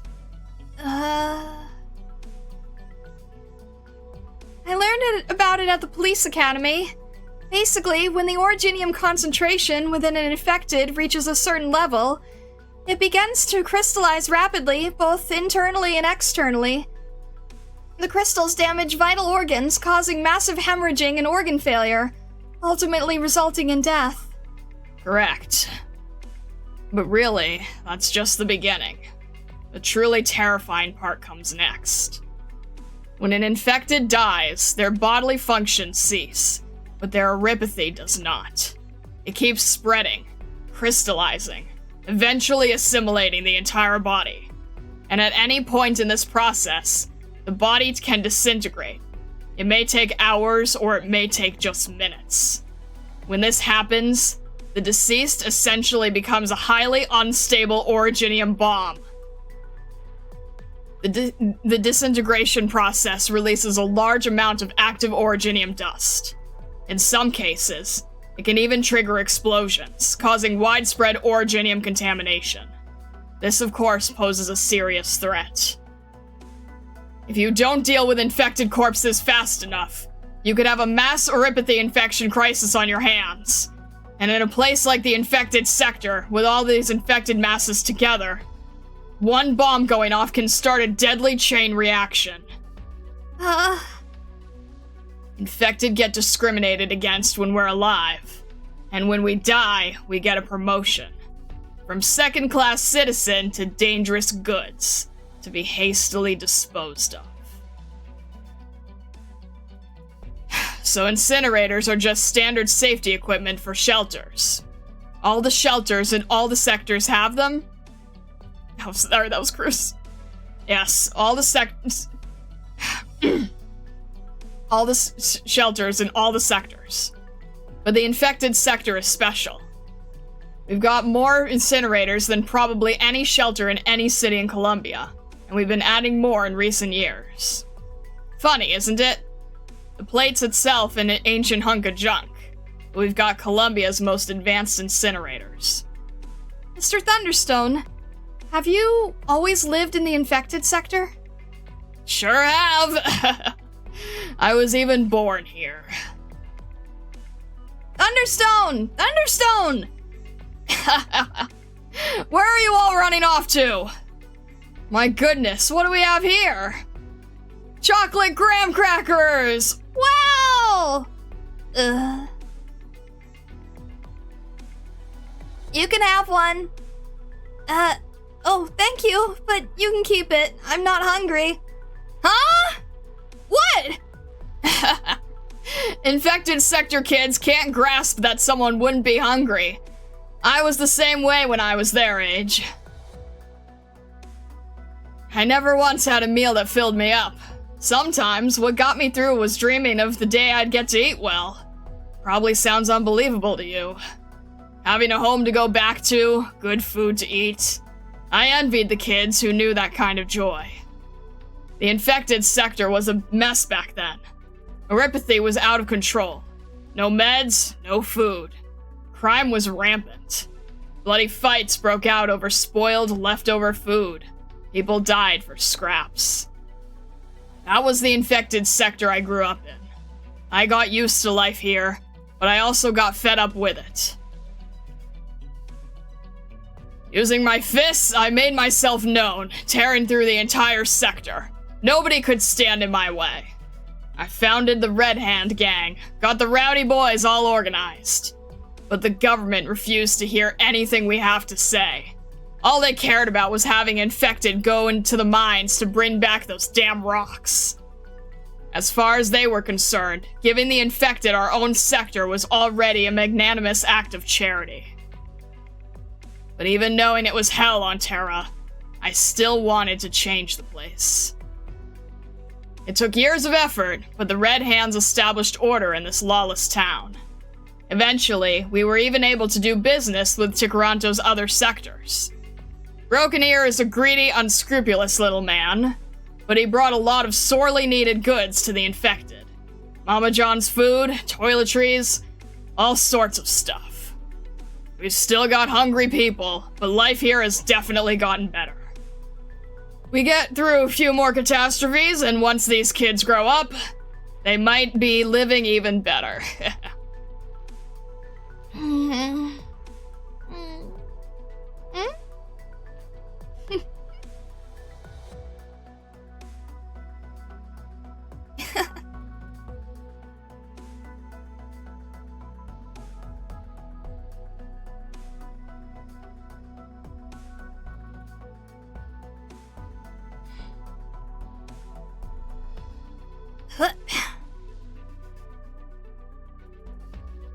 Boss.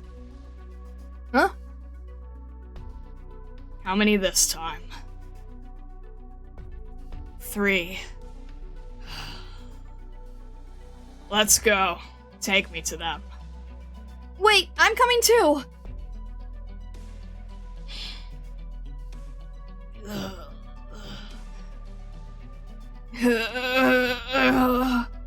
Thunderstone. They inhaled too much Originium dust out there rescuing people, exacerbated their 𝘱𝘰𝘭𝘮. The other 2 are already gone. It was too late to save them. Give him some juice. Alright. I don't need any meds. I'm about to kick it. Don't waste them. Save them for the guys who will actually make it. Boss. I think I did pretty good. I saved a whole lot of people up there. Back on the streets, I was a nasty little When you drafted me into the Red Hands, you told me I was gonna do good. And right now, I definitely feel like I've made a difference. So yeah, let's cash out here before I screw it up. I did good. Time to say goodbye. Remember me like this, as the kid who did good, and get me into that incinerator quick. Once I'm gone, you burn me right up. Don't want to go back to making trouble for people after I'm dead. Thunderstone. I'm heading out, boys! I'm free! You all get to keep on suffering! If you gotta blame something, blame the catastrophe! Screw catastrophes!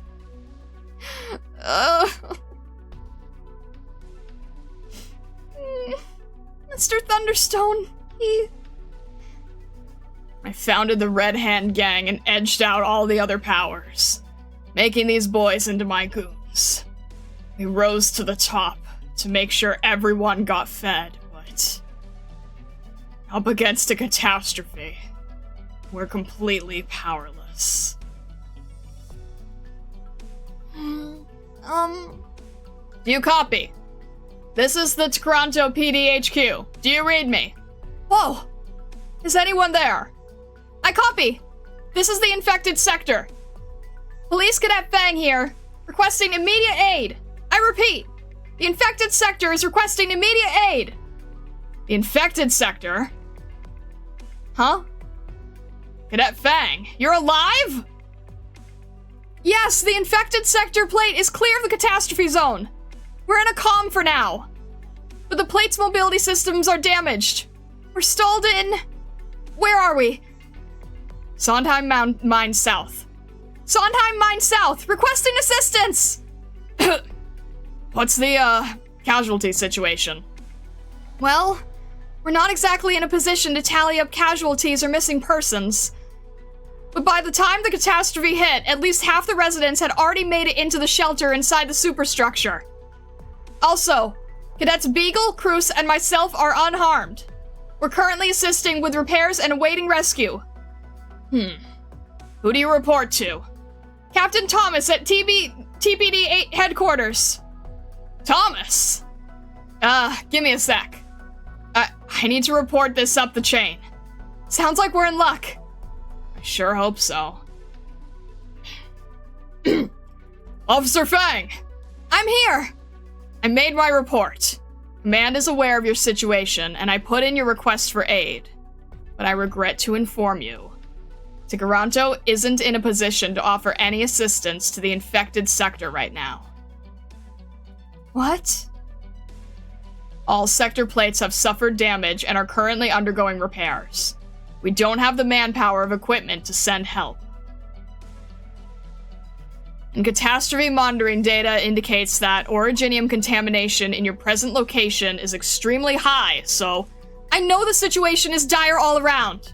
But the central heating system in this plate is damaged. Without aid, there's no way we'll make it through the cold snap. Well, I mentioned the Originium contamination. The area around Sondheim Mine is showing Originium concentrations more than 100 times the usual. There's nothing we can do. What about the thousands of people here? You're just going to let them all die? Well, that there's so many of them is also a problem. Toronto's other sectors won't take them. They don't have the infrastructure to accommodate so many infected. What? Put them on the utility level, the mobility level! Just get them somewhere, anywhere to go! We're talking about thousands of lives! infected lives. What's the difference? Well, as I understand it, the infected sector has a lot of undocumented. They might even make up the majority of the people there, meaning they're not officially recognized citizens of Ticranto. Ticranto government has no responsibility to provide them with aid or refuge. No responsibility? You've got to be joking! Have you forgotten your duty as a police officer? The police and the government must offer equal protection to all the people of Ticranto! Because all men are created equal! And the infected here are the people of Ticranto! All of us deserve equal protection, especially when facing a catastrophe! Don't tell me you forgot. Cadet Fang, let me be straight with you. Think about how many infected this is. How many undocumented. Get it? The higher-ups are hoping this catastrophe will wipe them all out. Why would we run a rescue op?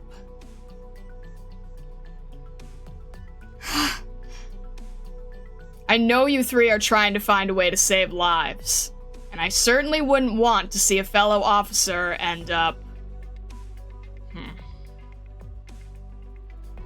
Well, don't think that conversation's worth continuing.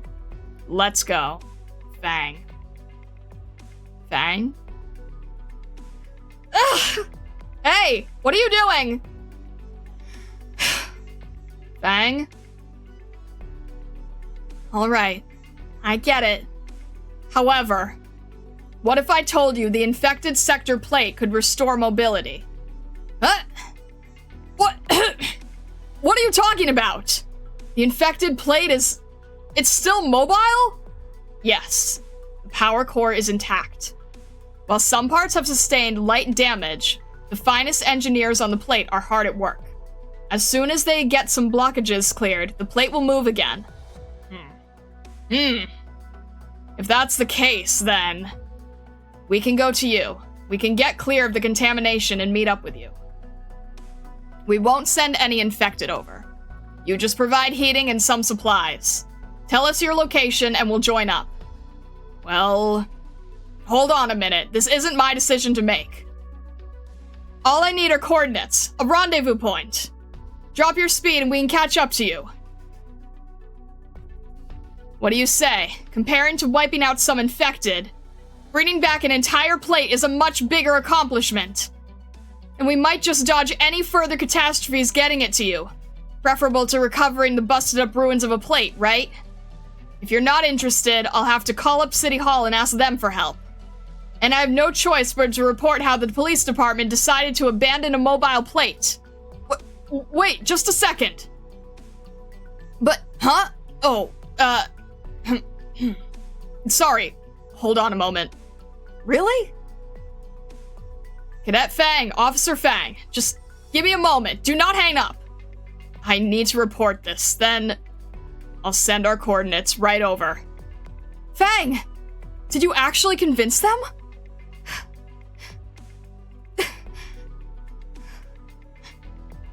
Fang?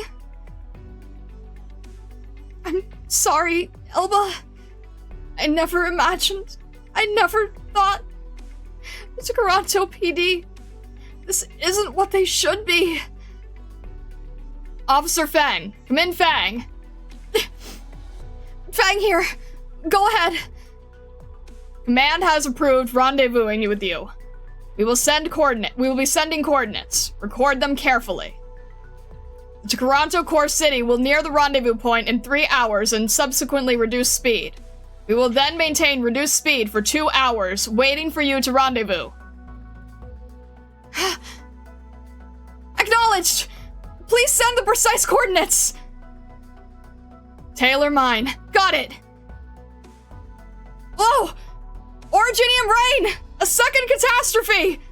What? Please proceed! South Tracy River, 30-click radius, lower speed per session. Hold on to that! We need to move! Officer Fang, let me remind you that the core city will only wait for 2 hours. If you're not there by then, we'll increase speed and leave the area. I repeat, 2 hours, not a minute more. Also, back the way we came. We will only grant aid on the condition that you keep the plate intact. Shh. Run! The rain is too heavy. I never thought you'd actually convince them, Fang. You're one hell of a woman. We gotta go tell Thunderstone. Ah! The mobility system's back online. Damien did it!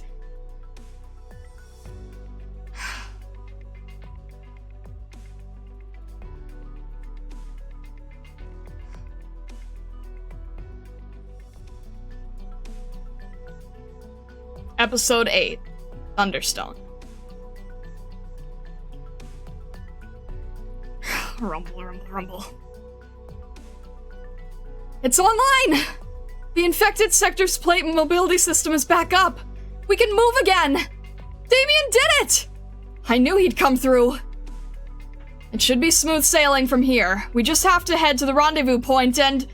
Look out! The Originium rain is picking up. Watch your step! This catastrophe looks even stronger than the one that just hit. We have to move. Oh, shh! Our masks! Here. I remembered to grab them. You got a good head on your shoulders, Fang. The catastrophe is only getting stronger. This isn't looking good. Holy. Boom, boom, boom, boom, boom. Holy. So much devastation. This catastrophe is intensifying much faster than the first one. This time, we might be in big trouble. Fang, get moving. We have to report to Thunderstone. This is real bad. What's that rumbling? The power plant's firing up. They fixed the damage. We can move again. Thunderstone. The connectors aren't totally fixed, but the mobility system is working. I've got bad news, though. Looks like there's a second catastrophe brewing outside. We still don't know how bad it'll get. Good thing we kept the engines warmed up. We can roll out at any... An explosion! It came from above us! The catastrophe did it. Oh no! Elba's in danger! Fang's in danger! I have to go get them. I need to get past the entry passage. I hope it's still intact. I'm coming too! Over here! Wait a minute, it's way too dangerous! You stay down there! But Fang's still on the surface!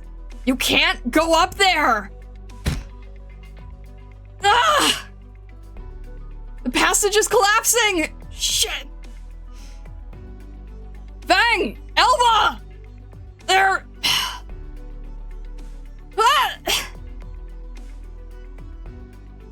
Elba! We're back, Thunderstone. Thank God. I told you we'd be fine. No time to be celebrating. Get back to the shelter. This place is coming down. Second catastrophe is already hitting us this strong. Exactly, Thunderstone. This one is even worse than I expected. We saw it for ourselves. It's picking up way too fast. It already wrecked the surface, and it's still getting stronger. It might have something to do with the high concentration of airborne originium from the first catastrophe. This one could be strong enough to destroy the entire plate.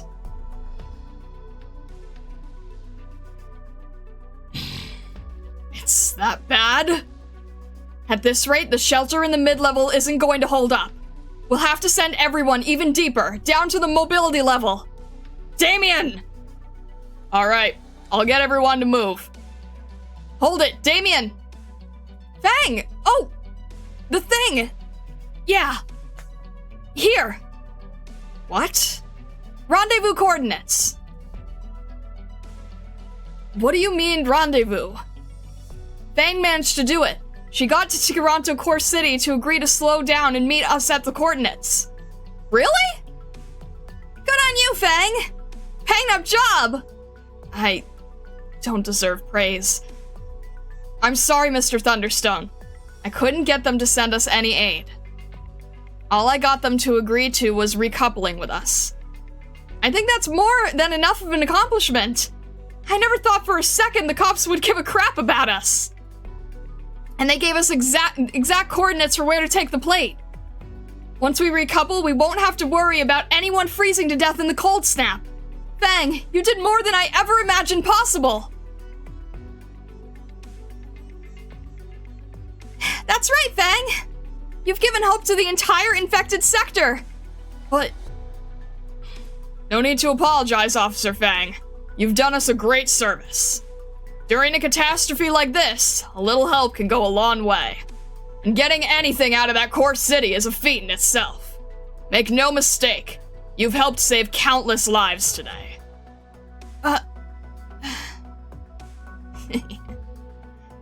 Elba, these coordinates. They're for the Taylor Mine, Mount Montagne West. We'll have to turn northwest to get there. The catastrophe reports we have indicates that we have a good shot at avoiding the most destructive region of the catastrophe zone. But if we're going to make it to the rendezvous point in time, we'll have to pass through about half of the zone itself. Compared to hightailing it straight out of the catastrophe zone, rolling it through the rendezvous point will definitely cause us more damage. What do you think, Thunderstone? We have to go for the recoupling. There's simply no other choice.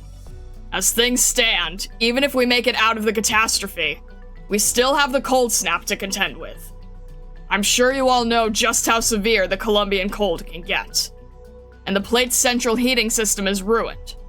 If we prioritize leaving the catastrophe zone, there's no way we can make it to the core city in time. And once we use up the plate's fuel, we'll be stranded out there in the wastes. With no hope of any resupply. Just left to fail helplessly until the cold snap finishes us off. I realize this catastrophe is far more devastating than we could have imagined, but we've done all we can on our own. Recoupling with the core city may be the only thing that can save the infected sector now. So we have to take the risk. We have to try to rendezvous with the core city. Elba, what do you think? You pretty much said it all. Fang's granted us an incredible opportunity. The core city has never gone out of its way for our sake before. Of course we have to go for it.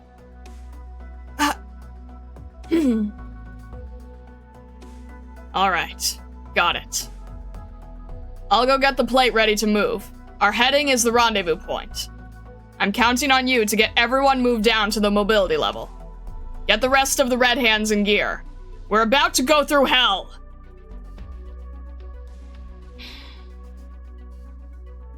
Pick up the pace! There's not much space on the mobility level! Don't bring any luggage! Everyone down to the mobility! The shelter isn't safe! Quickly now! Careful, sir. Fang, are you alright? I can tell. It must have been rough getting them to agree to help. Huh?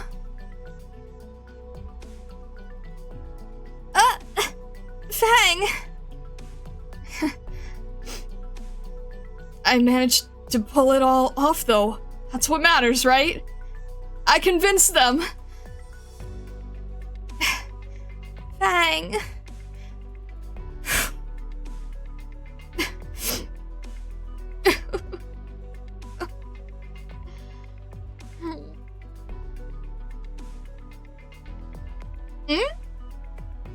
Come here.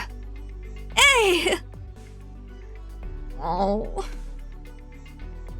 I love this. I'm gonna give them just a minute here. This is very cute. This is so cute. I love them.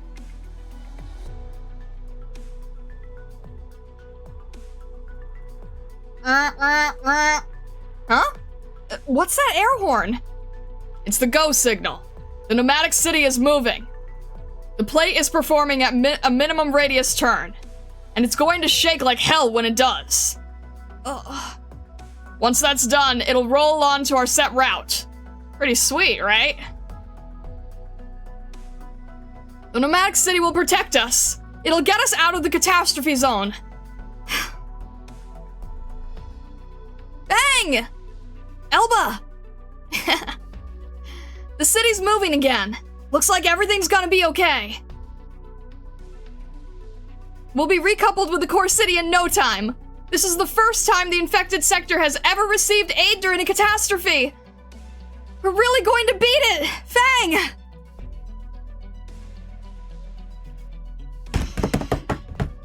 Whoa! You're getting sucked out! The catastrophe tore open the mid-level hull!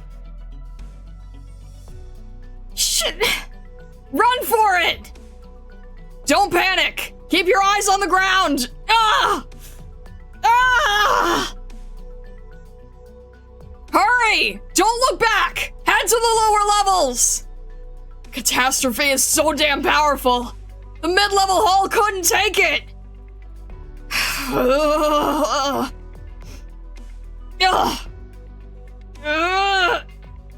Keep going! You're going to make it! Cruz! Elba! You have to get down below!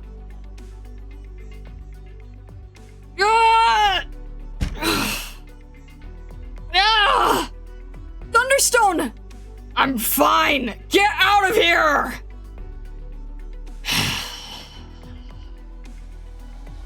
Where are the kids?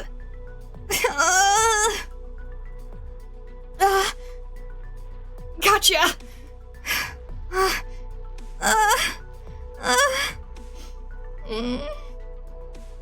Found you! Thank goodness you stayed put! Come on! Grab my hand!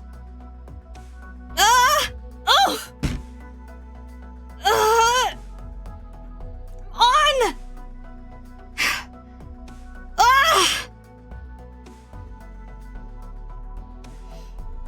I found a girl! Get her down below! You're hurt! Don't worry about it! Here! Take her!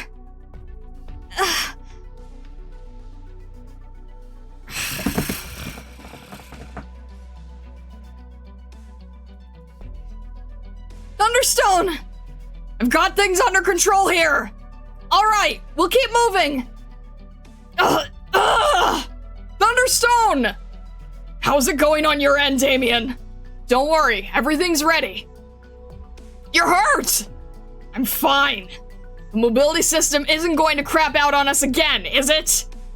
I think we'll be alright. We reinforced the central piping. As long as the catastrophe doesn't hit the power plant, we're not stopping. I've got our heading all worked out too, doing what I can to avoid taking Originium rain head on. It'll save us some fuel too. I did have to shut down most of our circulations to redirect all the power into the mobility engine. But that'll keep damage to other systems from cascading.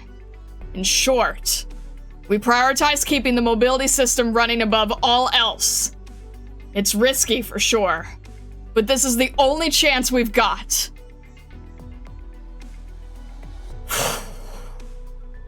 I hope this old girl can make it through this one. When you're dealing with a catastrophe, sometimes all the prep work in the world doesn't make a lick of difference. Just having a chance to gamble on is cause enough to be praising God's name. I hear you. Thunderstone. That wound of yours. Can't die just yet. Crash! The main corridor's collapsing! Everyone, this way! Ah! Head this way! The corridor's still good! Over here! Hurry! It's safe to go this way! If your legs still work, this will get you to the mobility level! Alright. Ah! Thunderstone! Ah! Thunderstone! Ah! 𝘊𝘭𝘆, you've got crystals on your eyes! Thunderstone! Is that you, 𝘊𝘭𝘆? Mr. Thunderstone, we're here to help! Thanks, little cops, but... I'm giving you a top priority mission, and that's... surviving this catastrophe! Whoa! Thunderstone! No! Thunderstone!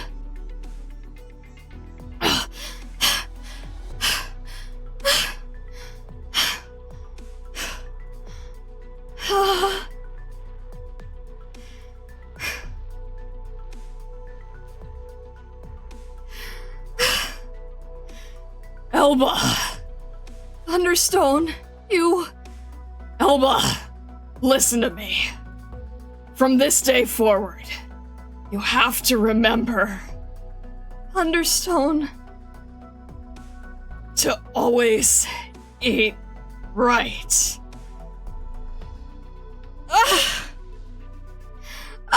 Thunderstone! Thunderstone! Damien, she's your responsibility now. You can count on me.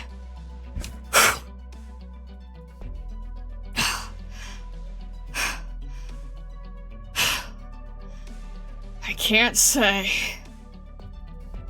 it was age that got me. Damn.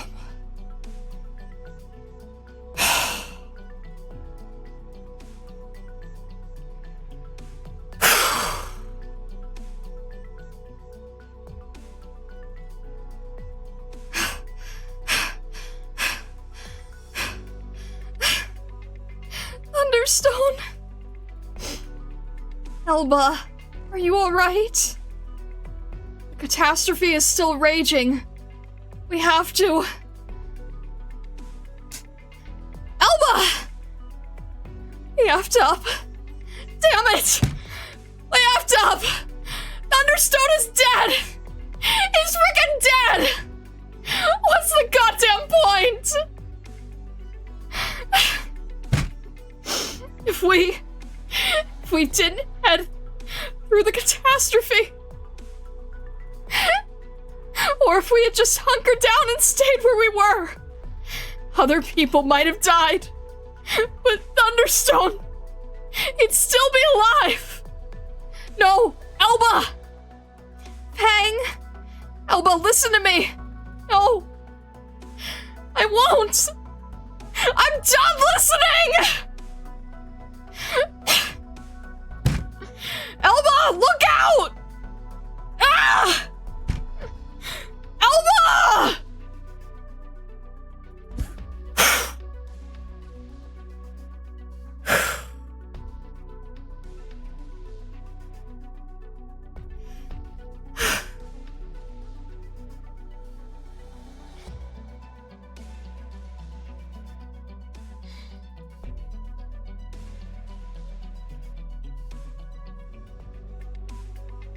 Episode 9. Crisis. The next day, 6:30 a.m.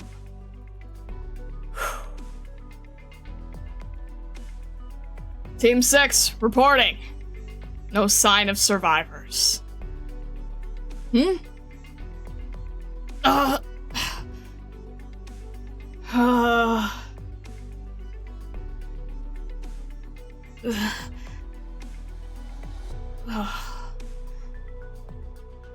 You're awake, Cadet Fang?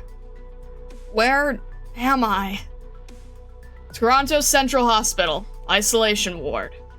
You were recovered from the infected sector and brought here. That's right, you got lucky. Congratulations on making it through last night's catastrophe. It's been given the code name Black Wasp. Sudden catastrophe of unusual severity. It's incredible the infected sector plate managed to survive it.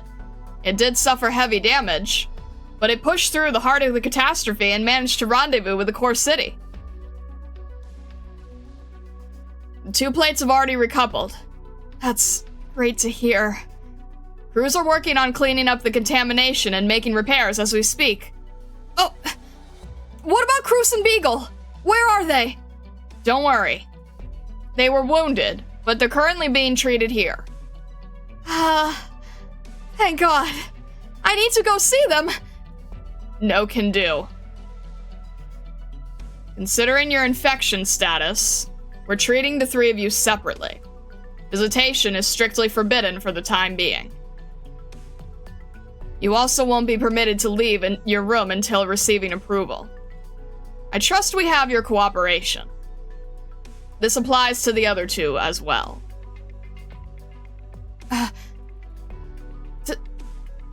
Does that mean I'm... Yes. You were exposed to high concentrations of active Originium for an extended period without protective equipment. By the time the rescue team had found you, you had inhaled a large amount of active Originium dust. I'm afraid it's an undeniable fact. You've been diagnosed with 𝘰𝘰𝘭𝘮.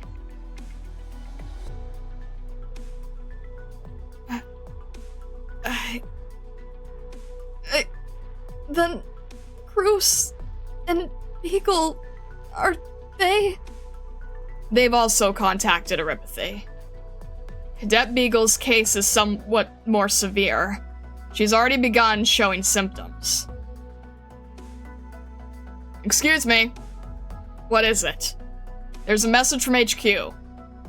Captain Thomas? All right. Cadet Fang, get yourself together. You've been approved to leave.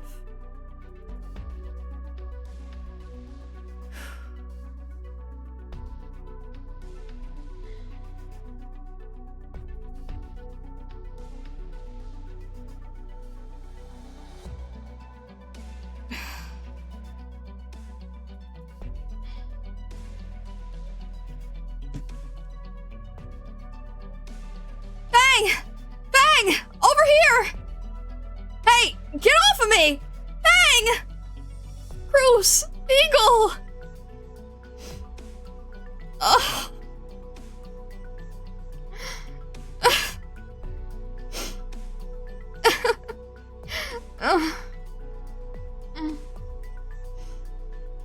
Let's go.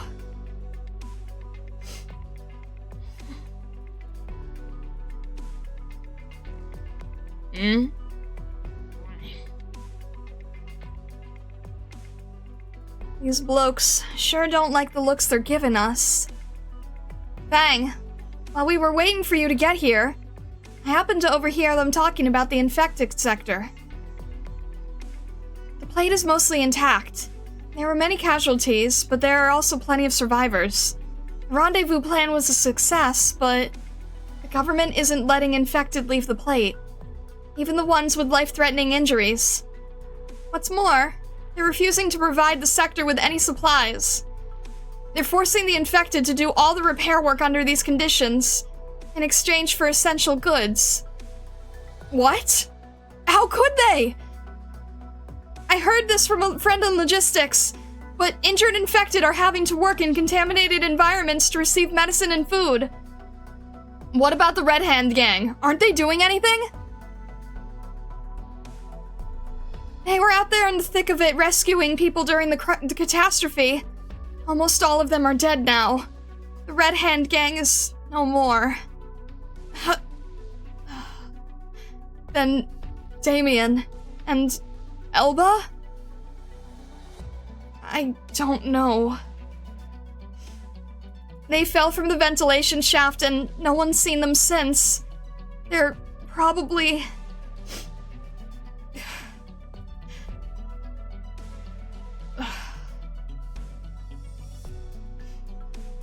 It's not your fault, Fang. You did all you could. You can't shoulder responsibility for everything.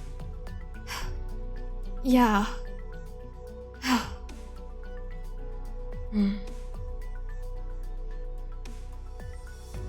Oh! Ugh.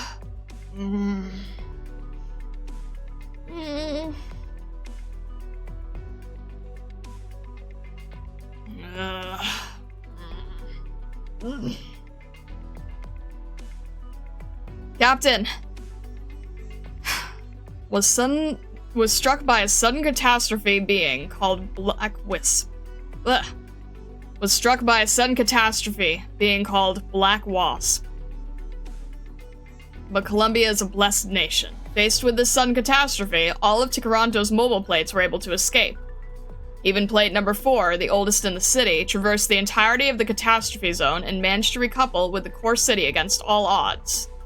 None of this would have been possible without one man, Captain Thomas of the Tikaranto Police. At once visionary, decisive, charismatic, and humble, he made tremendous contributions during the catastrophe. Under his leadership, the Tikaranto Police carried out evacuation, relief, rescue, and relief efforts with both efficiency and alacrity. And at a crucial juncture, his capacity for bold judgment calls came into play. He ordered plate number 4 to traverse the catastrophe zone, ultimately saving all of Tikaranto's sectors. Without a doubt, it was Captain Thomas who defended Columbia's investments when it mattered most. He is a true miracle worker. I wish they'd used a better picture of me. This one doesn't really capture my forward-thinking nature. I'm really surprised the newspapers are still running.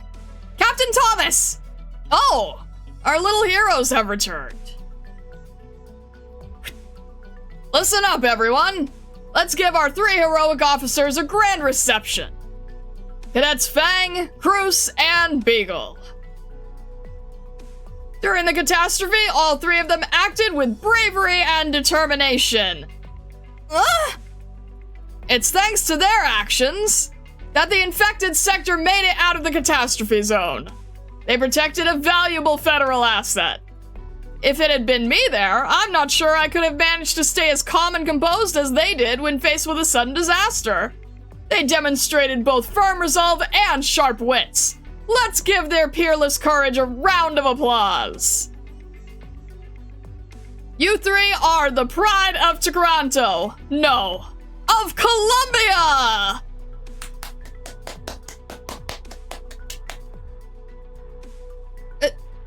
Thank you, but... And yet, it pains me to know that we have no choice but to bid farewell to our heroes. Because in the course of defending a Colombian government asset, these 3 noble souls contracted 𝘰𝘰𝘭𝘮.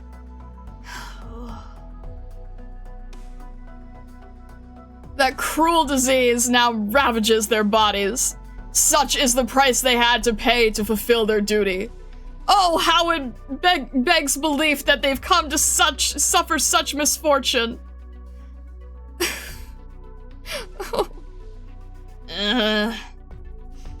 Painful as that may be, we have no choice but to accept reality. And so, it is time for our heroes to leave us.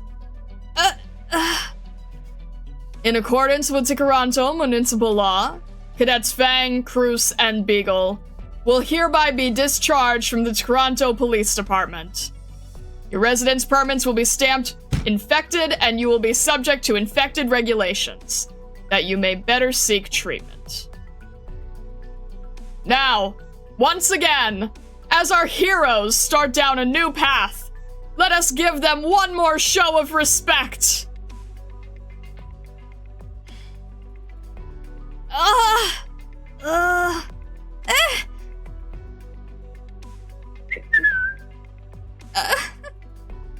Wait! Captain, now's not the time for this! The residents of the infected sector, they're what matter right now! They're struggling to survive! They managed to pull through the catastrophe, but now they require assistance. Captain, the government isn't providing them the aid they need. They're being forced to make repairs in exchange for vital supplies. Whoa there! Let's slow down, Fang. Hold it right there. Don't get too close. Gotta practice, what was it? Social distancing, that's it. Captain? Just a precaution. You get it, right? I mean, you know, since you're infected.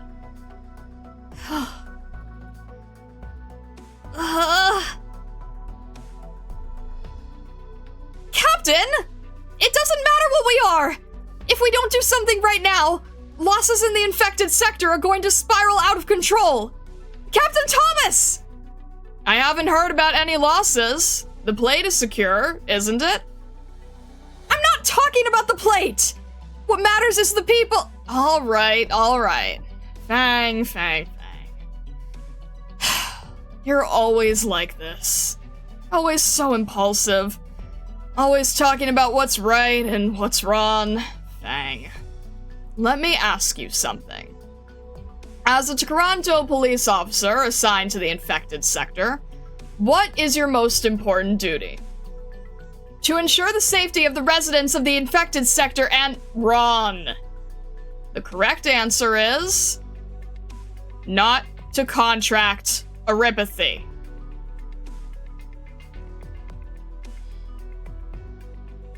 What? Tell you the truth, Fang. I've always been in your corner, but you're making it real hard. This whole time, it's just been mistake after mistake. You've put me in a real tough position. You refused multiple orders to pull out, insisting on staying in the infected sector. You threatened the TPD with the federal government during your distress call. I can still turn a blind eye to those, but you made a far graver mistake. Acting as team leader, you dragged your team members into danger with you. I mean, look at our adorable little beagle here. Such a good girl with perfect grades across the board. She had a bright future ahead of her. Her life had only just begun. And now, thanks to your little screw-up, Beagle's life is ruined.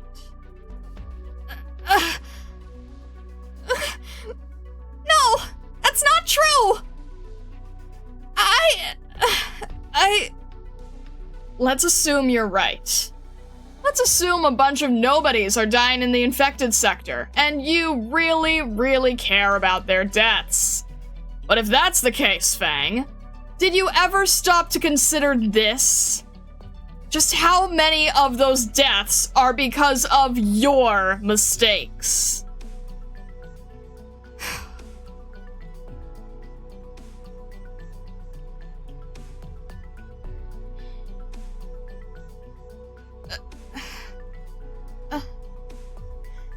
Fang!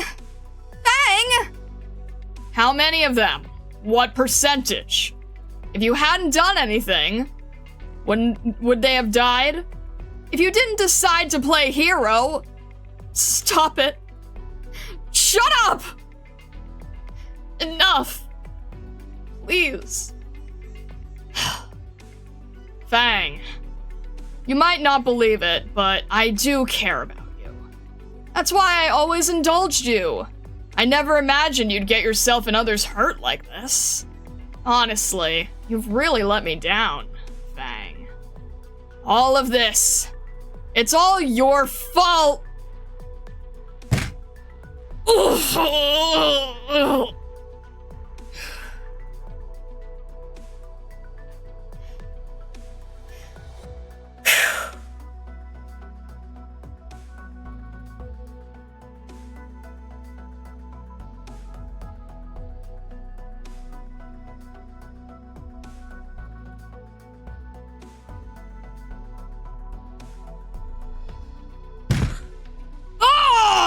What the hell? I'm bleeding! What are you doing here? What's the idea here? Isn't it obvious? I'm pounding your face in! Because you keep droning on and on! Even after Fang asked you to stop, you just keep on needling her! Fang is my superior, and you're supposed to be hers! If something went wrong, you're the one who should be taking responsibility! Cruz! You can't— Can't what? What are you going to do about it?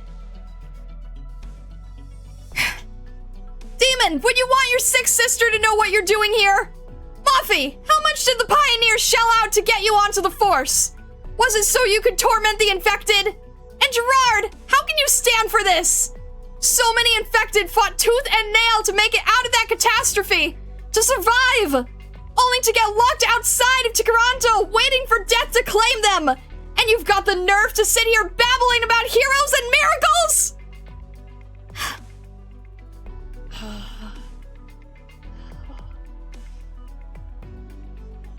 That goes for the whole lot of you. You're all part of this. Standing around with your arms folded, watching them die. You call yourselves police? You should be ashamed. Especially you. Taking interviews at a time like this, you're scum. All this talk about a government asset or whatever, but not one word about the lives of the people on the thing.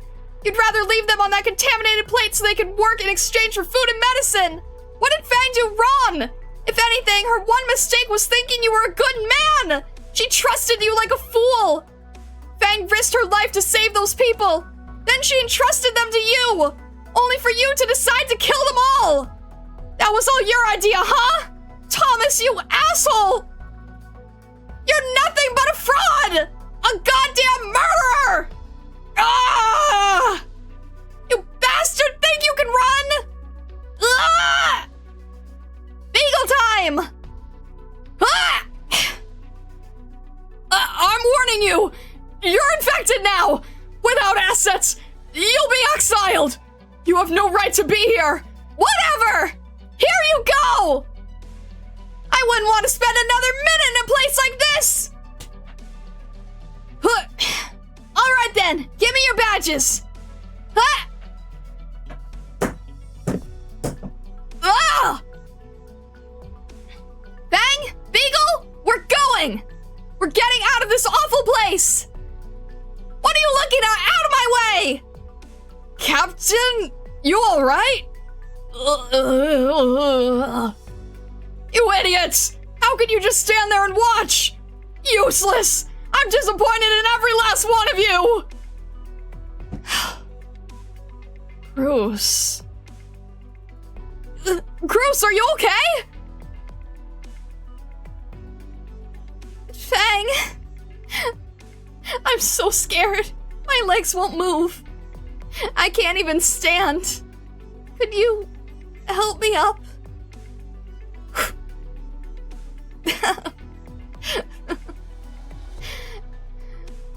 Captain Thomas sure looked pathetic. Did you see that face? Thanks for sticking your neck out for me, Cruz. I couldn't just stand watching him treat you like that. We're being kicked out either way.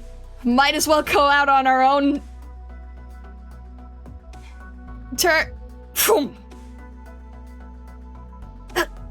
Beagle? Cadet Fang, Cadet Cruz, Cadet Beagle. Discharged from the Tkaronto Police Department, effective immediately. As they are infected, their Tkaronto Police resident permits have been stamped as such. The three of them must apply for infected residents within 3 days, and their travel within Tkaronto City will be heavily restricted. If they fail to acquire housing within 3 days, they will be forcibly expelled from Tkaronto, and will be forbidden to enter any other nomadic cities of the Columbia Union.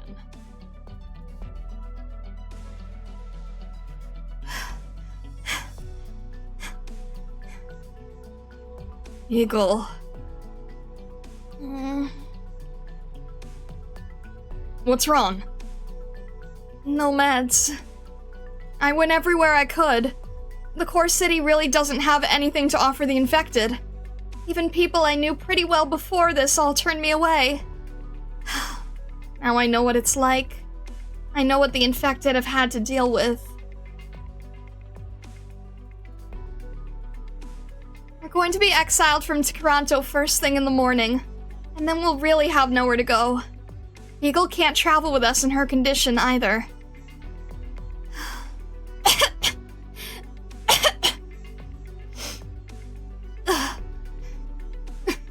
I'm sorry. Oh,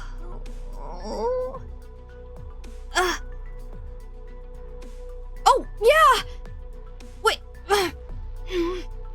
Here it is!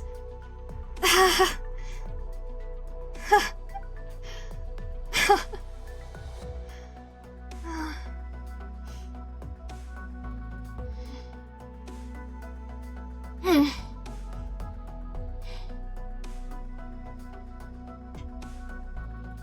thing I didn't listen to you about moving my office.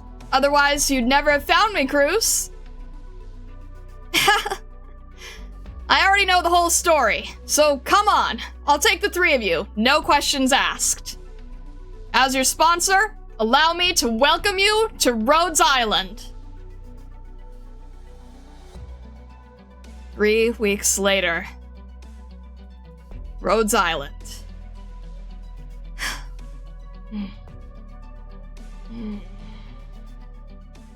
Bang! It's Beagle! She's awake!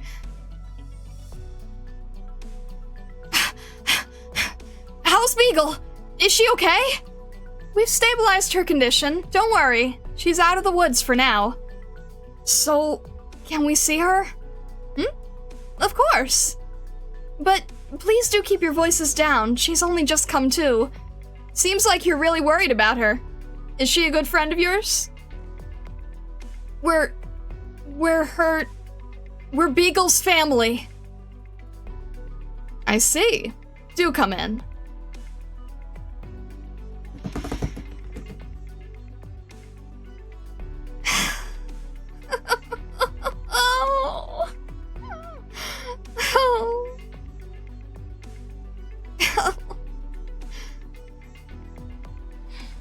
Pardon me.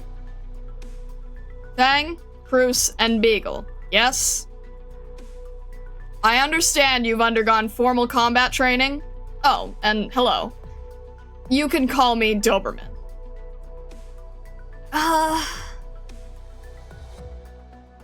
If you're willing, I'd like to ask you to join Rhodes Island Operations Department training course.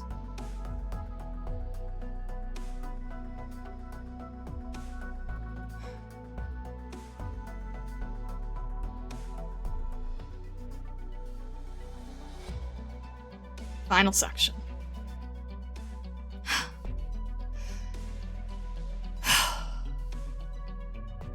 Episode 10. A1 Operations Preparation Detachment.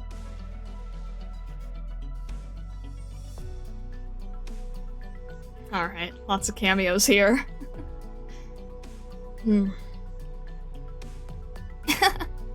Oh.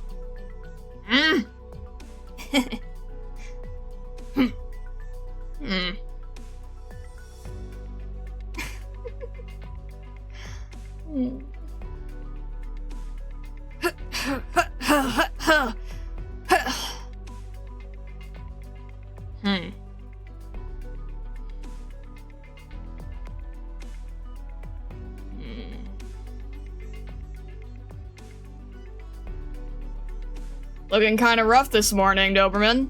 Need a coffee? Morning, Ace. Thanks for the coffee. Don't mention it. Mind if I take a seat? By all means. What's on your mind? Nothing. Just working on squad placements. Hibiscus should do well on the ship. Lava has a strong personality, but it won't be a problem. What about the 3 cops? Are they recovering? They've completed their courses of treatment. Since we were able to get them treated quickly, their cases are under control. No cause for concern. Oh, this is the little goddess, right? Yes, she's very personable. Everyone likes her, and we've found... Wow! I hit the center 3 times in a row today! And for some reason, it felt like that 3rd shot really hit it hard. Well done, Cruz. Very impressive for just a few days of training. Thanks for the compliment. You really have a talent for marksmanship, Cruz. Don't make me laugh. It's just a light crossbow. That thing isn't hitting hard, even dead on target. And landing 3 measly hits in a row is hardly something to be proud of. Who are you? Hey, Lava! True destruction may only be brought about with Originium arts. I shall show you terror! Stop it! Lava, these are the training grounds for sniper operators, no casters! That's our Lava. 𝘱𝘰𝘭𝘨. She's always doing this with her hand. Freaked me out the first time I saw it. Sometimes personalities can be too strong. But she's not putting on an act. She is expressing her earnestly held beliefs. 𝘍𝘁 has a strong sense of justice. It just comes out in a rather exaggerated manner. I get the sense that she had a rough time before she ended up here. Hibiscus is her sister, right? Yes, 𝘍𝘁 is the younger of the two. They spent a lot of time together despite 𝘍𝘁's best efforts to avoid Hibiscus. They don't get along? That's not it. The two are very close. It's more that their personalities clash. I know 𝘍𝘁 comes across as having a short fuse, but she is actually quite delicate and sensitive. She simply has trouble expressing her feelings. Hibiscus, on the other hand, is warm and caring, what you'd expect from a big sister. She's always there for 𝘍𝘁 and can always see right through her facade. They're good kids. Yeah, Hibiscus is really mature for her age. She looks after everyone else. Yes, she's very caring. Always thinking of others. Like so. Is that an Originium slug sample? It's a new type of salad that Hibiscus devised. Is it now? You haven't had breakfast yet, Ace? Please, allow me to offer you this salad. No thanks. I insist! No need to stand on ceremony. Ain't standing on anything! Oh, yeah. There's that little 𝘱𝘍𝘀, Beagle. How's she doing? She's recovering more slowly than the others. And don't change the subject, you're taking this! Beagle has the most serious infection of the three, but thanks to receiving treatment in a timely manner and her cooperating with her therapy, she is no longer in danger. The second she was up and about, the girl threw herself into multiple training courses. Not a lazy bone in her body. That's not all. Her scores are all outstanding. For as hard as she works, she never acts prideful or arrogant. The only problem is her lack of confidence. A rare find. I had a feeling from the start that she was special. Sounds like you care for the girl. Ha! You got me. If Beagle ends up becoming a reserve operator, I'm for sure inviting her to join my team. You're getting ahead of yourself. She's still just a child. Did you hear what happened in the armory? Huh?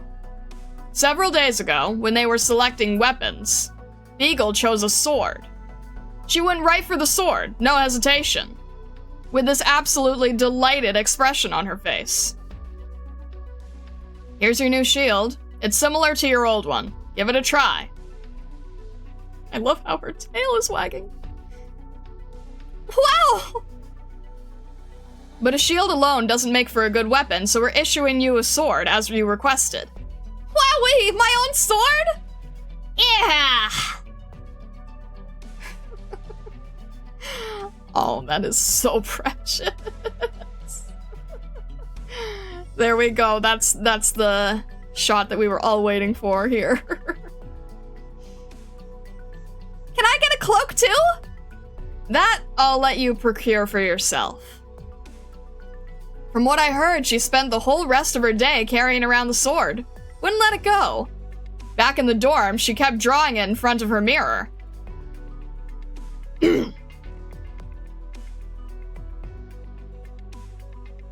Anyway, that's the situation. Sounds like everything's going great. So, why did you look so troubled when I walked in? The truth is, I'm worried about this one. Fang.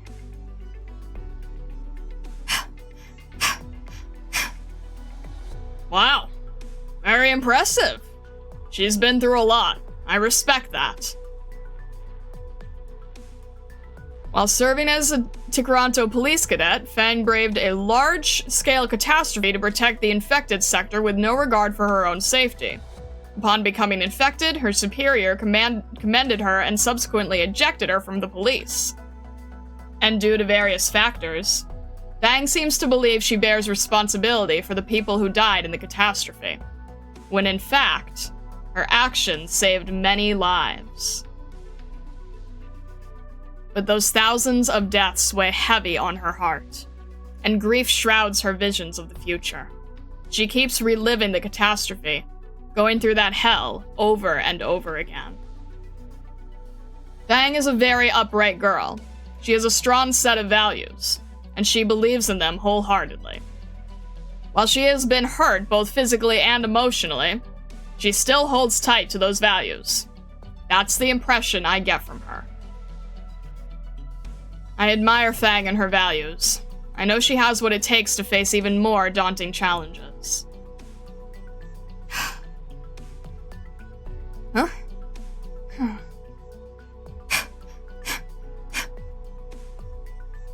Though her heart has been shaken, I refuse to let her stumble and fall.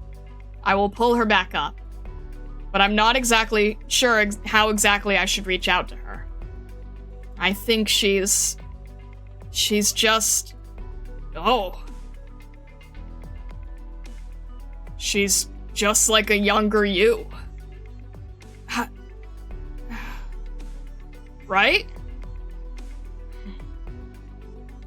That's why, Ace, I need your help.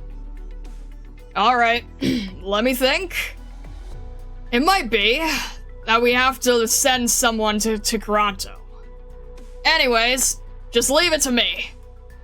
Thanks, Ace.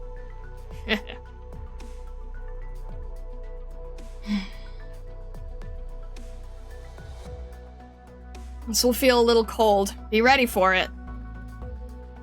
There we go. Everything looks good. Your heartbeat is loud and clear.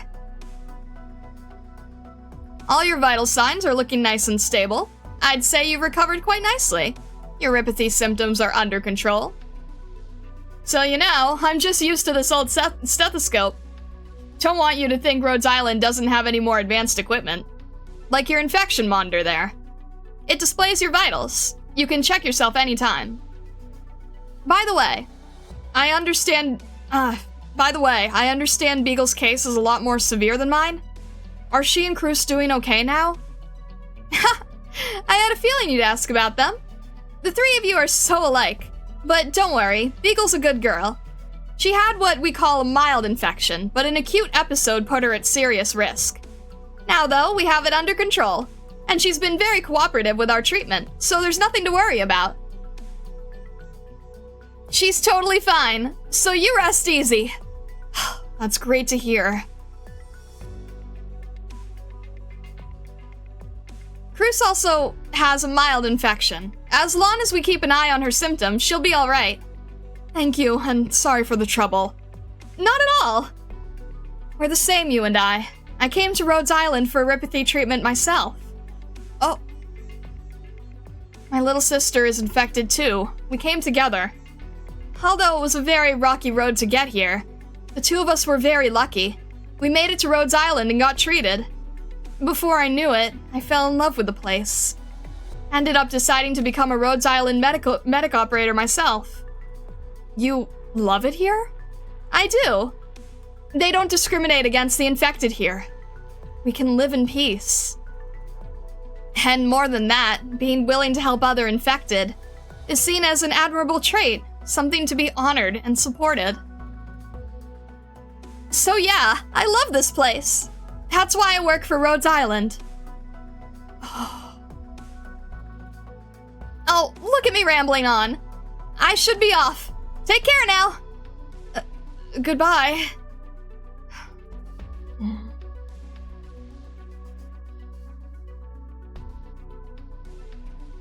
That's what this place is like.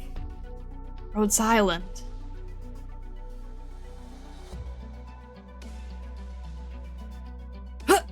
Great work! Keep at it, Beagle! You can do it, Beagle! Come on, Beagle! Almost! You're so close to breaking the record!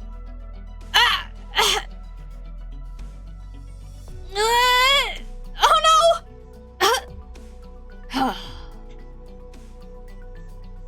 He's so strong!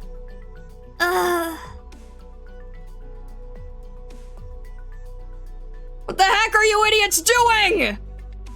Training doesn't mean straining yourself. Beagle's still recovering. What if she got hurt?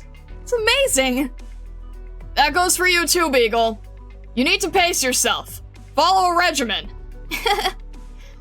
You're still young. Taking stupid risks like that is gonna make you regret it later. It's just, everyone at Rhodes Island is so awesome. I have to push myself to catch up so I can be of help too. You're gonna be fine. I can't wait to have you working for me. Have you seen Fang? Over there.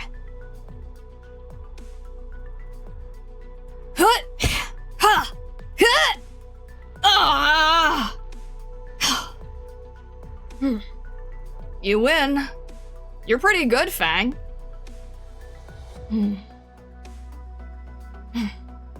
Ace. Can we talk?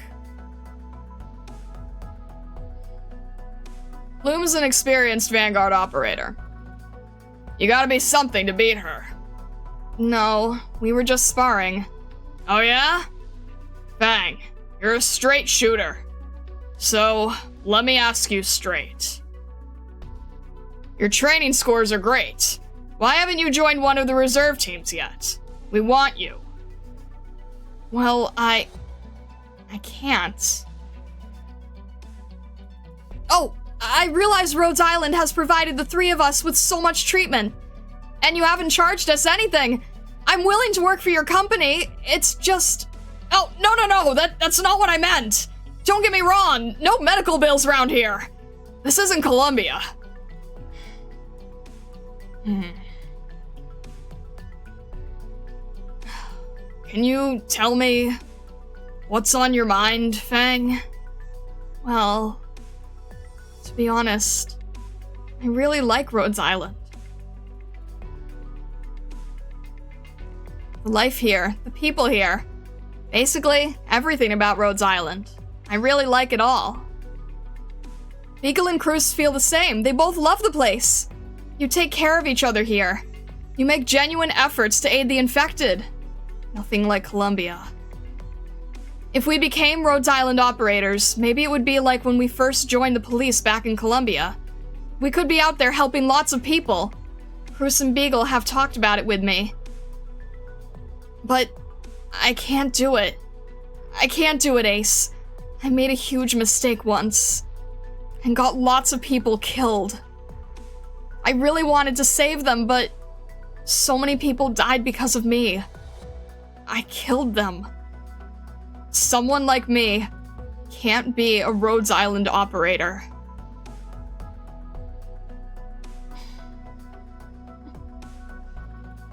You're a responsible leader, Fang. I've read your file. You weathered the Black Wasp to get here. A rare and brutal sudden catastrophe. That'd be a tricky situation for anyone, even the most seasoned catastrophe expert. Considering the position you were in, Fang, I think you made the right calls. You did what you could with the human and material resources you had. Saving lives was your top priority, every step of the way, even at risk to yourself. That's commendable. If you ask me, it's the catastrophe that killed those people, not you. Have you ever considered how many more people would have died in that catastrophe if it weren't for you?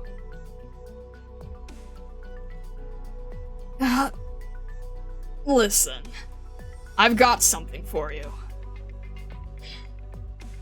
Here. It's some pictures.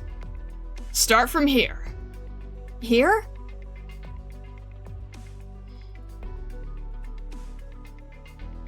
Oh. Ace! What is this? It's Toronto, the infected sector as it is today. We had some catastrophe messengers headed that way. I asked them to take some pictures for me. Oh. Hey.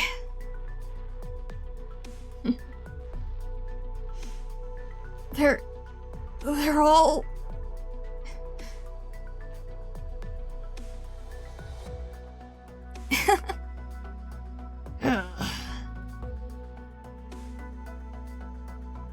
Our people ask them how things are going. Fang, do you realize? Almost 2,000 of the sector's residents survived the catastrophe. It's brutal and difficult, but they're building new lives now. The survivors set up an organization called the Red Hand Gang. It's some kind of tradition, and they chose the spear as the organization's weapon for patrols. They said it's to show our respect for the policewoman who saved us.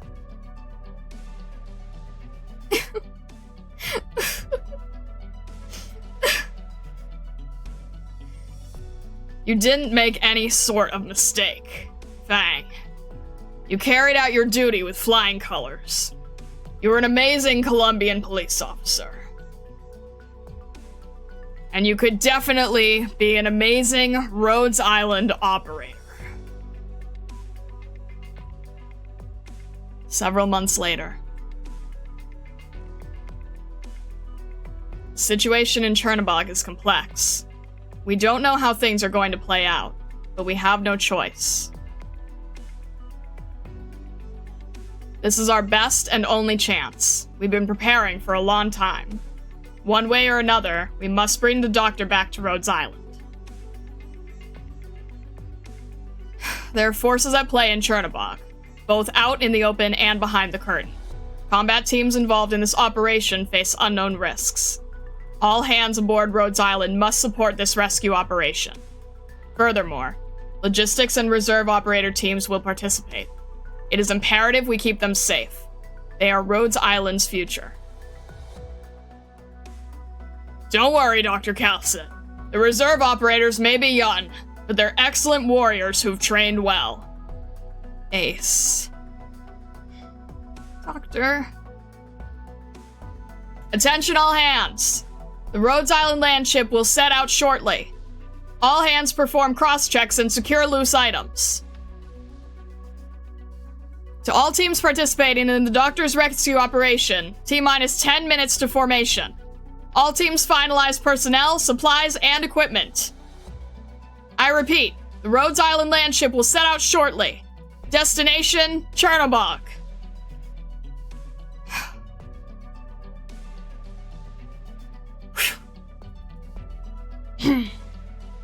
Fang!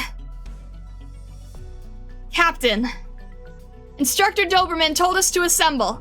Sounds like this mission's an important one. All right. Chins up, girls. We're moving out.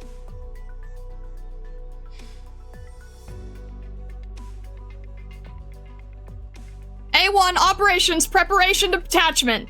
Onward.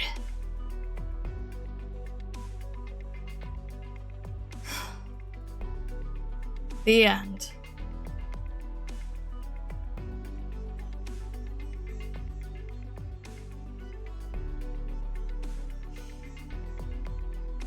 Oh.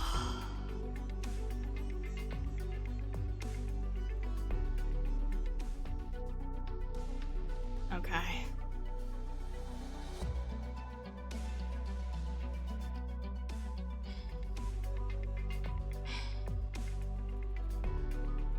SP1, return.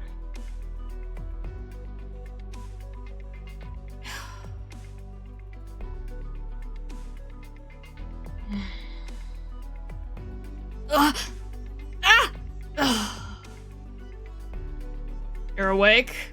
That took effort. You were asleep for a full 5 days. I was starting to think you would never wake up. Would have made my trip a real waste of time. Who are you? What do you want with me? Oh my, aren't we a feisty one? Settle down. Call me Cannot. Certain matters led me to traverse post-Black Wasp Toronto. We are currently on the road to Ursus. You are the sole survivor I came across. Black Wasp.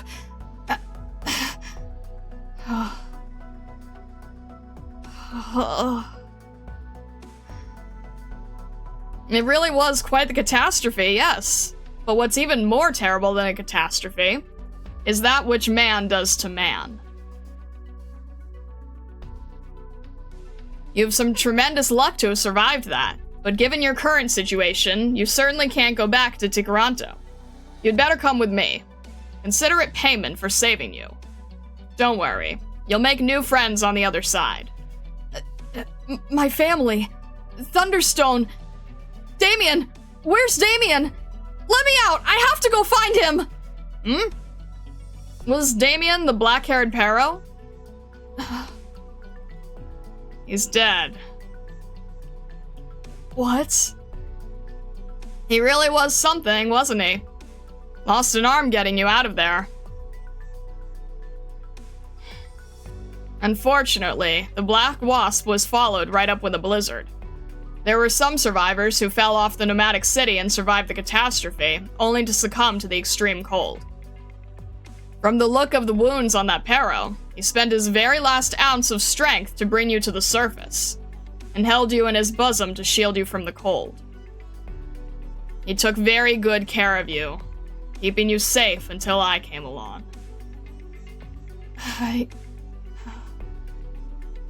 I suppose that means you're all alone? Tikaranto's hatred toward the infected is growing, reaching unprecedented levels. You can't go back there.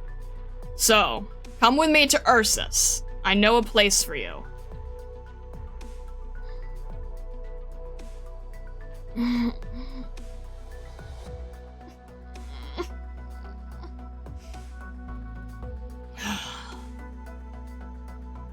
Don't get too excited, infected. Lose control of your arts now and you'll fry my car. That would be very unfortunate.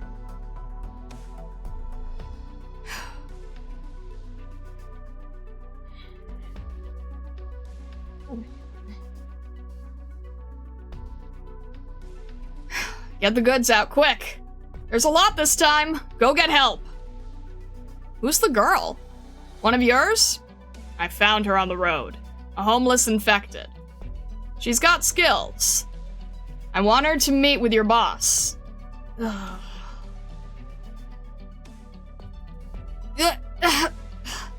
You alright? How do you feel?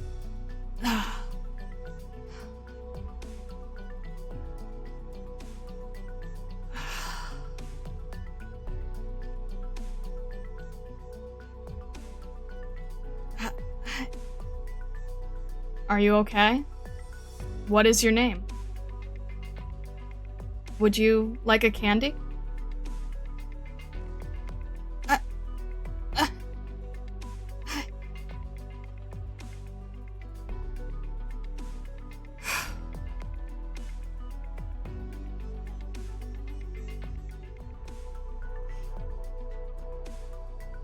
Alright. SB2, shield. Many of Rhodes Island's combat operators and elite operators sacrificed themselves during the operation in Chernobyl to recover the Doctor. Altogether, 41 Rhodes Island operators were lost in the Chernobyl incident. Know that even if Rhodes Island ceases to exist, what they did for the company will have a lasting impact on this great land. Rhodes Island will never forget them. Rhodes Island will commemorate them for all time. Ugh.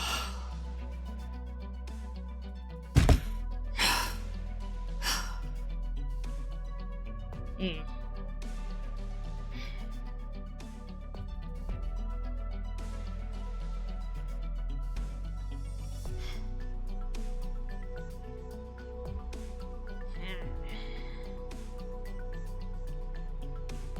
1 month after the Chernobyl incident. Rhodes Island.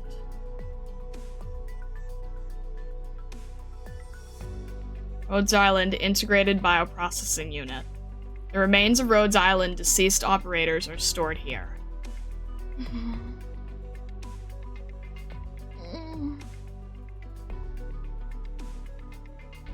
Eagle? What are you doing here? I need to get Ace's shield. In order to cover the Doctor's retreat, Rhodes Island Team E3, under the command of Elite Operator Ace, bravely held off the reunion movement. Team E3 had a record of many intense battles. Now they faced Reunion's main forces, led by Tallulah herself, that they could buy precious time for the other personnel to extract. Ultimately, Team E3, a total of 13 individuals, including Team Captain Ace, was wiped out. Where is it? Beagle, why do you want Ace's shield? Because when we first formed our team,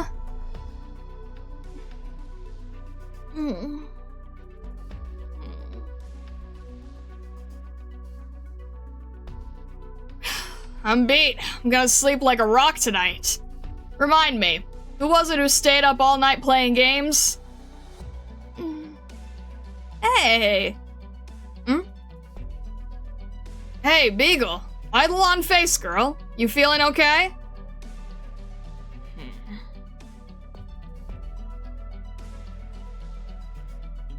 You guys get some rest. Yes, sir! Beagle. Ace! It's been a while. What are you doing here? Sitting here all alone? I just finished training, so I'm taking a little break. Something on your mind? Of course, you don't have to tell me if you don't wanna. No, I don't mind telling you. It's just, A1 is about to go on our first mission, and I'm so clumsy. Everyone's always looking out for me. Instructor Doberman is nothing but patient, and I've been training extra hard. But I'm really nervous. I'm so scared I won't be able to do it. I'm the only defender operator on our team. I have to protect everyone. Am I really up to the task? She's such a good girl. Beagle, I understand the reason you became your team's defender is because you were proficient with shields back in Tikaranto? That's right! I love shields, and all I've got going for me is my physical strength. That's why I picked one here at Rhodes Island, too. Okay, Beagle. How'd you like to try mine? Huh? Oh! No way! That's too much for her, boss. It takes all three of us to lift that thing.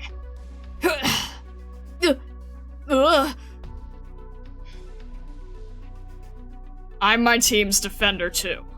We've got something in common. Give it a try. All right.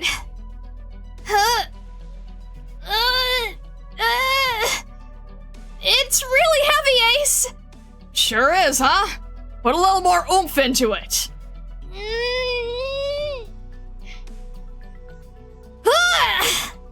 Oh! I'm sorry, Ace.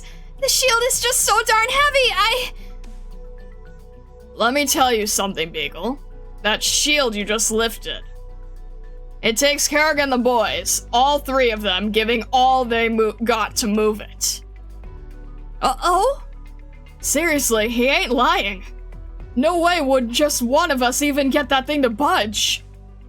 And it's not just them. Ask any of Rhodes Island's defenders. Lifting the shield is no mean feat, especially for a new hire.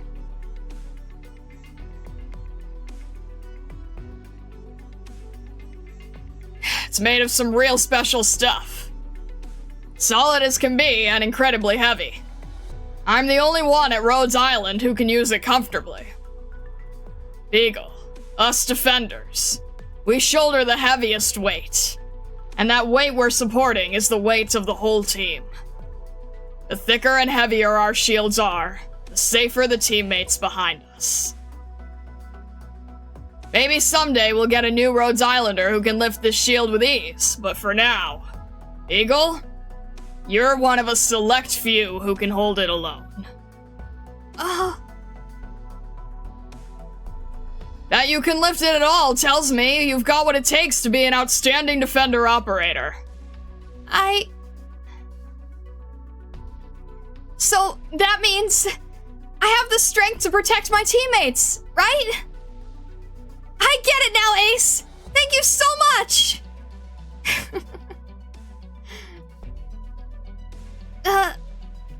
Sorry, I actually don't really get it. Beagle, everyone has their own talents. You said your physical strength is all you've got going for you?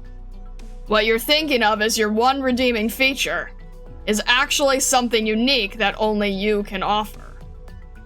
Mind, I think you've got a lot more going for you. Keep working at your training, Beagle. Develop your talent. Do what only you can do. And wait for the day to come when you can truly bear this weight. You'll be the pillar holding up everyone. Okay! Beagle, I've got a good feeling about you. I'm looking forward to us fighting shoulder to shoulder. I'll do my best, Ace! Oh, I'm looking forward to it too! Beagle, I found it! Ugh. We meet again, S.H.I.E.L.D. Look what they've done to you. Ace once told me that for a defender, the thicker and heavier your shield, the safer the teammates behind you. He protected everyone. Right now, I can just barely lift the shield using all my strength. How long did Ace carry this weight? And how did he wield it to protect the people around him? I don't fully understand, not yet, but I can keep training hard. And one day, I know I'll be able to bear this weight.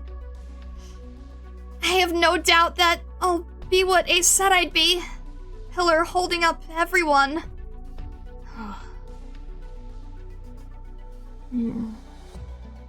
From now on, you can count on me to protect you with my shield. Bang! I'm super duper hyped right now! Oh yeah, me too. I'm gonna go ask Vulcan to double reinforce my shield. Great idea. No way can I let myself fall behind. I'm gonna go for an extra training session.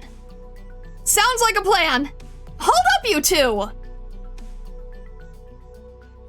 Ace also said training doesn't mean straining yourself. Are you listening to me?